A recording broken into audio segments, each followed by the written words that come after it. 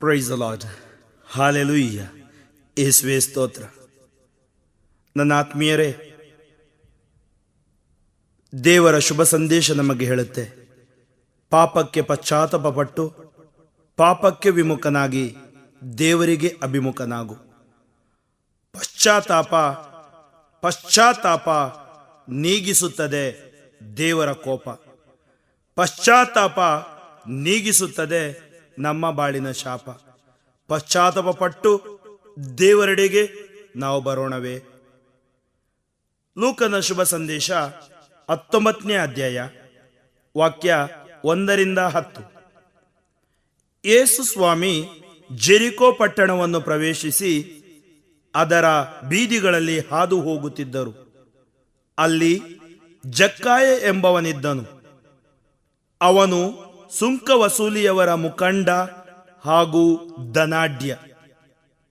ಯೇಸು ಯಾರೆಂದು ನೋಡಬೇಕೆಂಬ ಅಪೇಕ್ಷೆ ಅವನಿಗಿತ್ತು.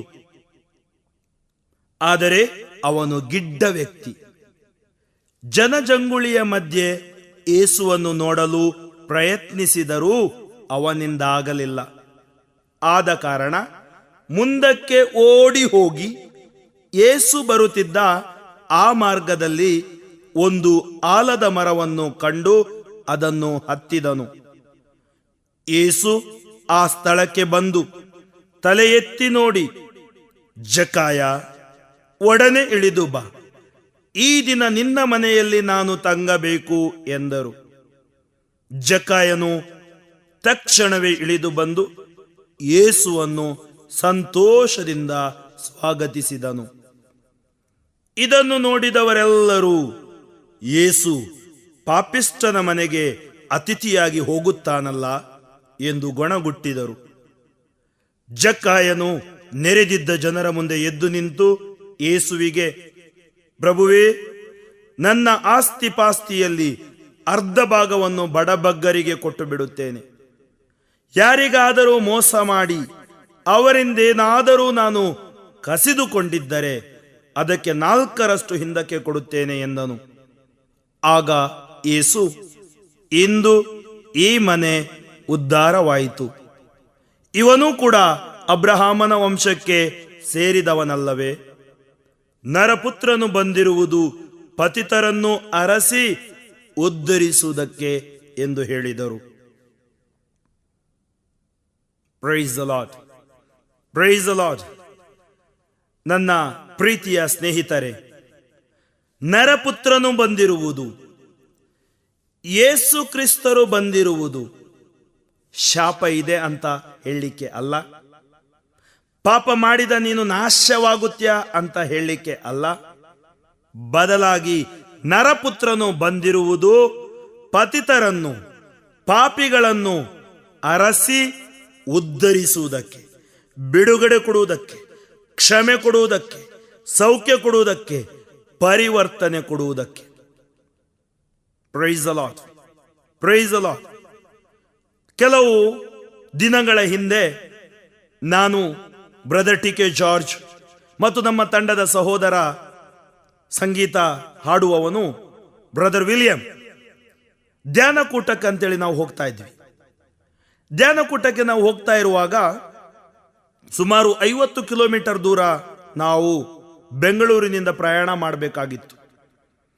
ಆ ಸಂದರ್ಭದಲ್ಲಿ ನಮ್ಮ ಒಬ್ಬ ಮಿತ್ರ ನಮ್ಮನ್ನು ಅವನ ವಾಹನದಲ್ಲಿ ನಮ್ಮನ್ನು ಕರೆದೊಯ್ಯುತ್ತಿದ್ದ. ಹೀಗೆ ನಾವು ಹೋಗುತ್ತಿರುವಾಗ ರಸ್ತೆಯ ಇಕ್ಕೆಲ ಎರಡೂ ಬದಿಗಳಲ್ಲೂ ನಾವು ಬಯಲು ಪ್ರದೇಶ, ತುಂಬ ಬಯಲು ಪ್ರದೇಶ ನಾವು ನೋಡಿದ್ವಿ. ಅಲ್ಲಿ ಈ ಮುಳ್ಳಿನ ಗಿಡ, ಜಾಲಿ ಮುಳ್ಳು ಅಂತಾರೆ ಅದಕ್ಕೆ, ಮುಳ್ಳಿನ ಗಿಡ, ಅದು ಬೇಸಿಗೆ ಕಾಲ. ಆ ಮುಳ್ಳಿನ ಗಿಡ ಅಲ್ಲಿ ಬೆಳೆದಿದೆ, ಮರವಾಗಿದೆ, ಹಸಿರು ಹಸಿರಾಗಿ ಕಾಣ್ತಾ ಇದೆ. ಬೇರೆ ಎಲ್ಲ ಮರಗಳು ಒಣಗಿ ಹೋಗಿವೆ, ಆದ್ರೆ ಮುಳ್ಳಿನ ಗಿಡ ಹಸಿರು ಹಸಿರಾಗಿದೆ. ನಾವು ಹಾಗೆ ಮುಂದೆ ಹೋದ್ವಿ. ಕೆಲವು ಕಿಲೋಮೀಟರುಗಳ ದೂರ ಹೋದಾಗ ಒಂದು ಸುಂದರವಾದ ಬಂಗಲೆ, ಆ ಬಂಗಲೆಯ ಮುಂದೆ ಒಂದು ಸುಂದರವಾದ ಗುಲಾಬಿ ತೋಟ. ಆ ತೋಟದಲ್ಲಿ ಕೆಂಪು ಗುಲಾಬಿ, ಹಳದಿ ಗುಲಾಬಿ, ಗೊಂಚಲು ಗುಲಾಬಿ, ಬಿಳಿ ಗುಲಾಬಿ ಹೀಗೆ ವಿವಿಧ ರೀತಿಯ ಗುಲಾಬಿಗಳನ್ನು ಆ ತೋಟದಲ್ಲಿ ನಾನು ಕಂಡೆ. ಅದಕ್ಕೊಂದು ಬೇಲಿ ಹಾಕಿದ್ರು. 3-4 ಜನ ಅಲ್ಲಿ ಕೆಲಸ ಮಾಡ್ತಿದ್ರು. ಏನೋ ಅದರ ಬುಡಕ್ಕೆ ಹಾಕ್ತಿದ್ರು, ಔಷಧಿ ಸಿಂಪಡಿಸ್ತಿದ್ರು, ಅದರ ಕೇರ್ ತಗೊಳ್ತಿದ್ರು. ಒಂದು ನಿಮಿಷ ನಾನು ಯೋಚನೆ ಮಾಡಿದೆ, ಗುಲಾಬಿ ಗಿಡನೂ ಮುಳ್ಳು ಗಿಡ ಅಲ್ವೇ? ಅದು ಮುಳ್ಳು ಗಿಡ. ಆದರೆ ಗುಲಾಬಿ ಗಿಡ ಆಗ್ಬೇಕಾದ್ರೆ ತುಂಬಾ ಕಷ್ಟ ಇದೆ. ಮುಳ್ಳು ಗಿಡ, ಅದಕ್ಕೆ ಯಾರು ನೀರು ಹಾಕಿದ್ದಾರೆ ಬೇಸಿಗೆ ಕಾಲದಲ್ಲಿ? ಯಾರು ಹೋಗಿ ಅದಕ್ಕೆ ಗೊಬ್ಬರ ಹಾಕಿದ್ದಾರೆ? ಅದು ಅದರಷ್ಟಕ್ಕೆ ಬೆಳೆದು ಬಿಟ್ಟಿದೆ. ಗುಲಾಬಿ ಗಿಡ ಬರಬೇಕಾದ್ರೆ ಗೊಬ್ಬರ ಹಾಕಬೇಕು, ಕಷ್ಟಪಡಬೇಕು, ತುಂಬಾ ಸೂಕ್ಷ್ಮ ಗಿಡ. ನಾನು ಚಿಕ್ಕ ಪ್ರಾಯದಲ್ಲಿರುವಾಗ ಶಾಲೆಗೆ 3 ಕಿಲೋಮೀಟರ್ ನಡ್ಕೊಂಡು ಹೋಗ್ತಿದ್ದೆ. ಎಲ್ಲೆಲ್ಲಿ ಗುಲಾಬಿ ಕಟ್ ಮಾಡಿ ಬಿಸಾಡುತ್ತಾರೋ ಗಿಡ, ಅದನ್ನು ತಂದು ಮನೆಯಲ್ಲಿ ನೆಡ್ತಿದ್ದೆ. ನೆಟ್ಟಾದ್ಮೇಲೆ 2ನೇ ದಿನ ತೆಗೆದು ನೋಡ್ತಿದ್ದೆ ಬೇರು ಬಂದಿದ್ವಾ ಇಲ್ಲ ಅಂತೇಳಿ. ಅಮ್ಮ ಹೇಳ್ತಿದ್ರು, ಗುಲಾಬಿ ಗಿಡ ಹಾಗೆ ತೆಗೆದು ನೋಡಿದ್ರೆ ಅದು ಉಳಿಯೋಲ್ಲ, ಹಾಳಾಗತ್ತೆ, ಅಮ್ಮನಿಗೇನು ಗೊತ್ತು ಅಂತೇಳಿ ನಾನು ಮತ್ತೆ ಹೂತು ನೆರದಲ್ಲಿ ಹೂತಾಕ್ತಿದ್ದೆ. ಮತ್ತೆ 2ನೇ ದಿನ ನೋಡ್ಬೇಕಾದ್ರೆ ಅದು ಕೊಳ್ತೋಗಿದೆ ಗಿಡ, ಬಿಸಾಡಬೇಕು. ತುಂಬಾ ಸೂಕ್ಷ್ಮ ಗುಲಾಬಿ ಗಿಡ. ಈ ಲೋಕದಲ್ಲೂ 2 ರೀತಿ ಜನ ಇದ್ದಾರೆ. ಒಂದು ರೀತಿಯ ಜನ ಮುಳ್ಳಿನ ಗಿಡ ತರ ಜನ, 2ನೇ ರೀತಿಯ ಜನ ಗುಲಾಬಿ ಗಿಡ ರೀತಿಯ ಜನ. ಮುಳ್ಳಿನ ರೀತಿಯ ಜನ ಅಂದರೆ ಅರ್ಥ ಏನು? ಮುಳ್ಳು ಪಾಪ. ಗುಲಾಬಿ ಗಿಡ ನೀವು ನೋಡ್ತೀರಿ, ಈ ಗುಲಾಬಿ ಗಿಡ ನಾವು ಕಟ್ ಮಾಡ್ತೀವಿ. ಗುಲಾಬಿ ಗಿಡ ಹಾಗೆಯೇ ಬಿಟ್ರೆ ಏನಾಗುತ್ತೆ ಅಂದ್ರೆ ಆ ಗುಲಾಬಿ, ಒಳ್ಳೆಯ ಗುಲಾಬಿ ಅವುಗಳನ್ನು ಕೊಡುವುದಿಲ್ಲ. ಇಲ್ಲ, ಗುಲಾಬಿ ಗಿಡಕ್ಕೆ ನೋವಾಗುತ್ತೆ ಅಂತ ಹೇಳಿ ನಾವು ಗುಲಾಬಿ ಗಿಡವನ್ನು ಕತ್ತರಿಸದೆ ಇರಲು ಆಗುವುದಿಲ್ಲ.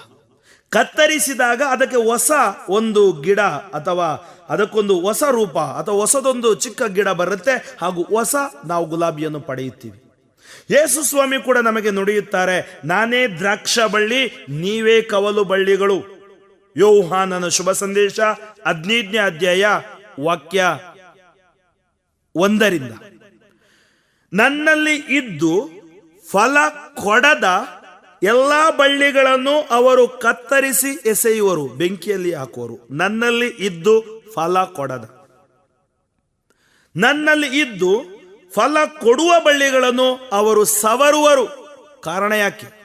ಕೆಲವರು ತುಂಬಾ ಮಂದಿ ನನ್ನ ಹತ್ರ ಕೇಳುವುದಿದೆ, ಫಾದರ್, ನಾನು ಇಷ್ಟು ಪ್ರಾರ್ಥನೆಯಲ್ಲಿದ್ದೀನಿ, ನಾನು ಬೋಧಕನಾಗಿದ್ದೀನಿ, ನನ್ಗೆ ಯಾಕೆ ಕಷ್ಟ? ಕಷ್ಟವಲ್ಲ ನನ್ನ ಸಹೋದರ, ನನ್ನ ಸಹೋದರಿ, ಅದು ದೇವರು ಸವರ್ತಾರೆ. ಯಾಕಂದ್ರೆ ಇನ್ನೂ ಒಳ್ಳೆಯ ಫಲ ಕೊಡುವಂತೆ. ಹೇಗೆ ಗುಲಾಬಿ ಗಿಡವನ್ನು ನಾವು ಸವರುತ್ತೇವೋ ಆಗ ಒಳ್ಳೆಯ ಗುಲಾಬಿ ಬರುತ್ತದೋ, ಹಾಗೆ ನಿನ್ನ ಜೀವನ ಸವರಿದಾಗ ಅಲ್ಲಿ ಒಂದು ಒಳ್ಳೆಯ ಆಶೀರ್ವಾದ ನಿನಗೆ ಸಿಗುತ್ತೆ. Praise the lord, praise the lord. Hallelujah, hallelujah. ಯೇಸುವೆ ಸ್ತೋತ್ರ, ಯೇಸುವೆ ವಂದನೆ. ಪ್ರೀತಿಯ ಸಹೋದರ ಸಹೋದರಿಯರೇ, ನಾನು ನನ್ನ ಮೊದಲ ಗುರು ಜೀವನದ ವರುಷವನ್ನು ನನ್ನ ಧರ್ಮಕ್ಷೇತ್ರದಲ್ಲಿ ಒಂದು ದೇವಾಲಯದಲ್ಲಿ ನಾನು ಕಳೆಯುತ್ತಾ ಇದ್ದೆ. ಚಳ್ಳಕೆರೆ ಎಂಬ ದೇವಾಲಯ, ಚಿತ್ರದುರ್ಗದ. ಅಲ್ಲಿ ಸಾವಿರಾರು ಕುರಿಗಳು, ತುಂಬ ಕುರಿಗಳು. ಈ ಕುರಿಗಳು ನಾನು ಯಾವಾಗಲೂ ನೋಡ್ತಾ ಇದ್ದೆ. ಆ ಹಿಂಡು ನೋಡಲು ಒಂಥರ ಸಂತೋಷ. ಒಂದು ಸಾರಿ ಈ ರಸ್ತೆಯಲ್ಲಿ ಹೋಗ್ತಾ ಇರುವಾಗ ಆ ಕುರುಬ ಮುಂದೆ ಹೋಗ್ತಾನೆ, ಕುರಿಗಳು ಅದರ ಹಿಂದೆ ಹೋಗ್ತಾ ಇರ್ತವೆ. ಆ ಚಿಕ್ಕ ಚಿಕ್ಕ ಮರಿಗಳು ಅಲ್ಲಿ ಇದ್ರೆ ಅವರ ಕುರುಬನ ಮಕ್ಕಳು ಎತ್ತಿ ಹೆಗಲ ಮೇಲೋ ಕೈಯಲ್ಲೂ ಹಿಡ್ದಿರ್ತಾರೆ. ನಾನೇನ್ ಮಾಡಿದೆ, ಆ ಚಿಕ್ಕ ಚಿಕ್ಕ ಮರಿಗಳು ನೋಡಲು ತುಂಬಾ ಸಂತೋಷ. ಯಾವಾಗಲೂ ಈ ಒಂದು ನೋಟ ರಮಣೀಯವಾದ ನೋಟ. ಆದರೆ ಒಂದು ದಿನ ನಾನು ಹಳ್ಳಿಗೆ ದಿವ್ಯ ಬಲಿ ಪೂಜೆಗೆ ಹೋಗುವಾಗ ಈ ಕುರುಬ ಏನ್ ಮಾಡಿದ್ದಾನೆ, ಒಂದು ದೊಡ್ಡ ಕುರಿಯನ್ನು ಹೆಗಲ ಮೇಲೆ ಹಾಕಿದ್ದಾನೆ. ನನಗೆ ಆಶ್ಚರ್ಯವಾಯಿತು. ನಾನು ಹೋದೆ, ಅವನ ಪಕ್ಕದಲ್ಲಿ ಹೋಗಿ ಕೇಳಿದೆ, ಅಣ್ಣ, ಚಿಕ್ಕ ಕುರಿಯನ್ನು, ಮರಿಯನ್ನು ನಾನು ಕೈಯಲ್ಲಿ ಹೆಗಲ ಮೇಲೆ ಇಟ್ಟು ಹೋಗುವುದನ್ನು ನೋಡಿದ್ದೀನಿ, ನೀವು ಯಾಕೆ ಈ ದೊಡ್ಡ ಕುರಿಯನ್ನು ಹೊತ್ಕೊಂಡು ಹೋಗ್ತಾ ಇದ್ದೀರಾ? ನಾನು ನೋಡಿದೆ, ಆ ಕುರಿಯ ಕಾಲಿಗೆ ಏನೋ ಒಂದು ಏಟು ಬಿದ್ದಿತ್ತು. ನನ್ಗೆ ಗೊತ್ತಾಯ್ತು ಏನೋ ಹೆಚ್ಚು ಕಮ್ಮಿ ಆಗಿರ್ಬೇಕು ಈ ಕುರಿಗೆ. ಆವಾಗ ಅವರು ಹೇಳಿದ್ರು, ಫಾದರ್, ನಿಮ್ಗೆ ಗೊತ್ತಿಲ್ಲ, ಈ ಕುರಿ ಇದೆ ಅಲ್ಲ, ಬಹಳ ತುಂಟ ಪೋಖ್ರಿ. ಎಷ್ಟು ಸಾರಿ ಹುಡುಕಿ ತರುವುದು ಫಾದರ್? ಈ ಹಿಂಡನ್ನು ಬಿಟ್ಟು ಒಂದು ಸಾರಿ ಕಾಡಿಗೆ ಓಡೋಗುತ್ತೆ, ಒಂದು ಸಾರಿ ಬೆಟ್ಟಕ್ಕೆ ಓಡೋಗುತ್ತೆ. ನಾನೊಂದು 10-20 ಸಾರಿ ಹುಡುಕಿ ತಂದು ಸುಸ್ತಾದೆ. ಮೊನ್ನೆ ಎಲ್ಲೋ ಕಾಡಿಗೆ ಓಡೋಗಿತ್ತು. ಹುಡುಕಿ ಹುಡುಕಿ ಹುಡುಕಿ ಹುಡುಕಿ ಸೋತೋದೆ. ಕೊನೆಗೆ ಸಿಕ್ತು. ಎಲ್ಲಿಂದ ಕೋಪ ಬಂತೋ ಗೊತ್ತಿಲ್ಲ. ನನ್ನ ಹತ್ರ ಬೆತ್ತ ಇತ್ತು, ಒಂದು ಕೊಟ್ಟೆ, ಅದರ ಕಾಲೇ ತುಂಡಾಗೋಯ್ತು. ನಾನೇ ಹೊಡೆದೆ, ನಾನೇ ಕಟ್ಟಿದೆ, ನಾನೇ ಹೊತ್ಕೊಂಡು ಹೋಗ್ತಾ ಇದ್ದೀನಿ. Praise the Lord, praise the Lord. ಈಗ ನೀವು ನನಗೆ ಹೇಳಿ, ಆ ಕುರುಬ ಕುರಿಗೆ ಹೊಡೆದಿದ್ದು ಕುರಿ ಸತ್ತೋಗ್ಲಿ ಅಂತೇಳಿನಾ ಅಥವಾ ಕುರಿ ಸರಿಯಾಗ್ಲಿ ಅಂತೇಳಿ? ಕುರಿ ಪರಿವರ್ತನೆ ಆಗಲಿ. ಹಾಗೇನೆ ದೇವರು ನಮ್ಗೆ ಒಂದೊಂದು ಹೊಡ್ತಾ ನೀಡ್ತಾರೆ. ಬಿಸ್ನೆಸ್ ಅಲ್ಲಿ ಒಂದು ಹೊಡ್ತಾ ಸಿಗ್ಬಹುದು, ಸ್ಟಡಿಯಲ್ಲಿ ಒಂದು ಹೊಡ್ತಾ ಸಿಗ್ಬಹುದು, ಲೈಫಲ್ಲಿ ಒಂದು ಹೊಡ್ತಾ ಸಿಗ್ಬಹುದು, ರೋಗದ ಮೂಲಕ ಒಂದು ಹೊಡ್ತಾ ಸಿಗ್ಬಹುದು. ಆ ಹೊಡ್ತದಲ್ಲೇ ನಿಲ್ಬೇಡಿ, ದೇವರು ನಿಮ್ಮನ್ನು ಅಲ್ಲಿ ಪರಿವರ್ತಿಸುತ್ತಾರೆ. ಬೈಬಲ್ ಗ್ರಂಥ ಕೂಡ ನಮಗೆ ಹೇಳುತ್ತೆ, ಸಿರಾಕನ ಗ್ರಂಥ 5ನೇ ಅಧ್ಯಾಯದಲ್ಲಿ, ನಿನ್ನ ಆಸ್ತಿಯನ್ನೇ ನೆಚ್ಚಿಕೊಂಡಿರಬೇಡ, ಅದರಲ್ಲೇ ಸಂತುಷ್ಟನಾಗಿರಬೇಡ, ನಿನ್ನ ಇಚ್ಛಾಸಕ್ತಿಗಳಿಗೆ ಬಲಿಯಾಗಬೇಡ, ನಿನ್ನ ಮನದ ಆಸೆಗೆ ಗುಲಾಮನಾಗಬೇಡ, ಕೊಚ್ಚಿಕೊಳ್ಳಬೇಡ ನನ್ನನ್ನು ಕಟ್ಟಿ ಆಳುವವರಾರೆಂದು ಸರ್ವೇಶ್ವರ ನಿನ್ನ ಸೊಕ್ಕನ್ನು ಮುರಿದು ಬಿಟ್ಟಾನು. Praise the Lord, praise the Lord. ದೇವರು ನಮ್ಮನ್ನು ಪ್ರೀತಿಸುತ್ತಾರೆ. ಒಂದೊಂದು ಹೊಡೆತ ಪ್ರೀತಿಯ ಹೊಡೆತ. ಬ್ರದರ್ ಟಿ ಕೆ ಜಾರ್ಜ್ ಅವರ ಒಂದು ಹಾಡಿನ ನೆನಪು ಬರುತ್ತೆ. ಗಾಯ ಮಾಡಲು ಅಪ್ಪಣೆ ಕೊಟ್ಟಿರಿ ನೀವೇ, ಸೌಖ್ಯ ಕೊಡಲು ಓಡಿ ಬರುವ ವೈದ್ಯರು ನೀವೇ, ಪ್ರೀತಿಸುವ ಕೈಗಳೇ ನನ್ನ ಹೊಡೆದರೆ ತಾಳ್ಮೆಯಿಂದ ಸಹಿಸುತ್ತಾ ಸ್ತೋತ್ರ ಹಾಡುವೆ.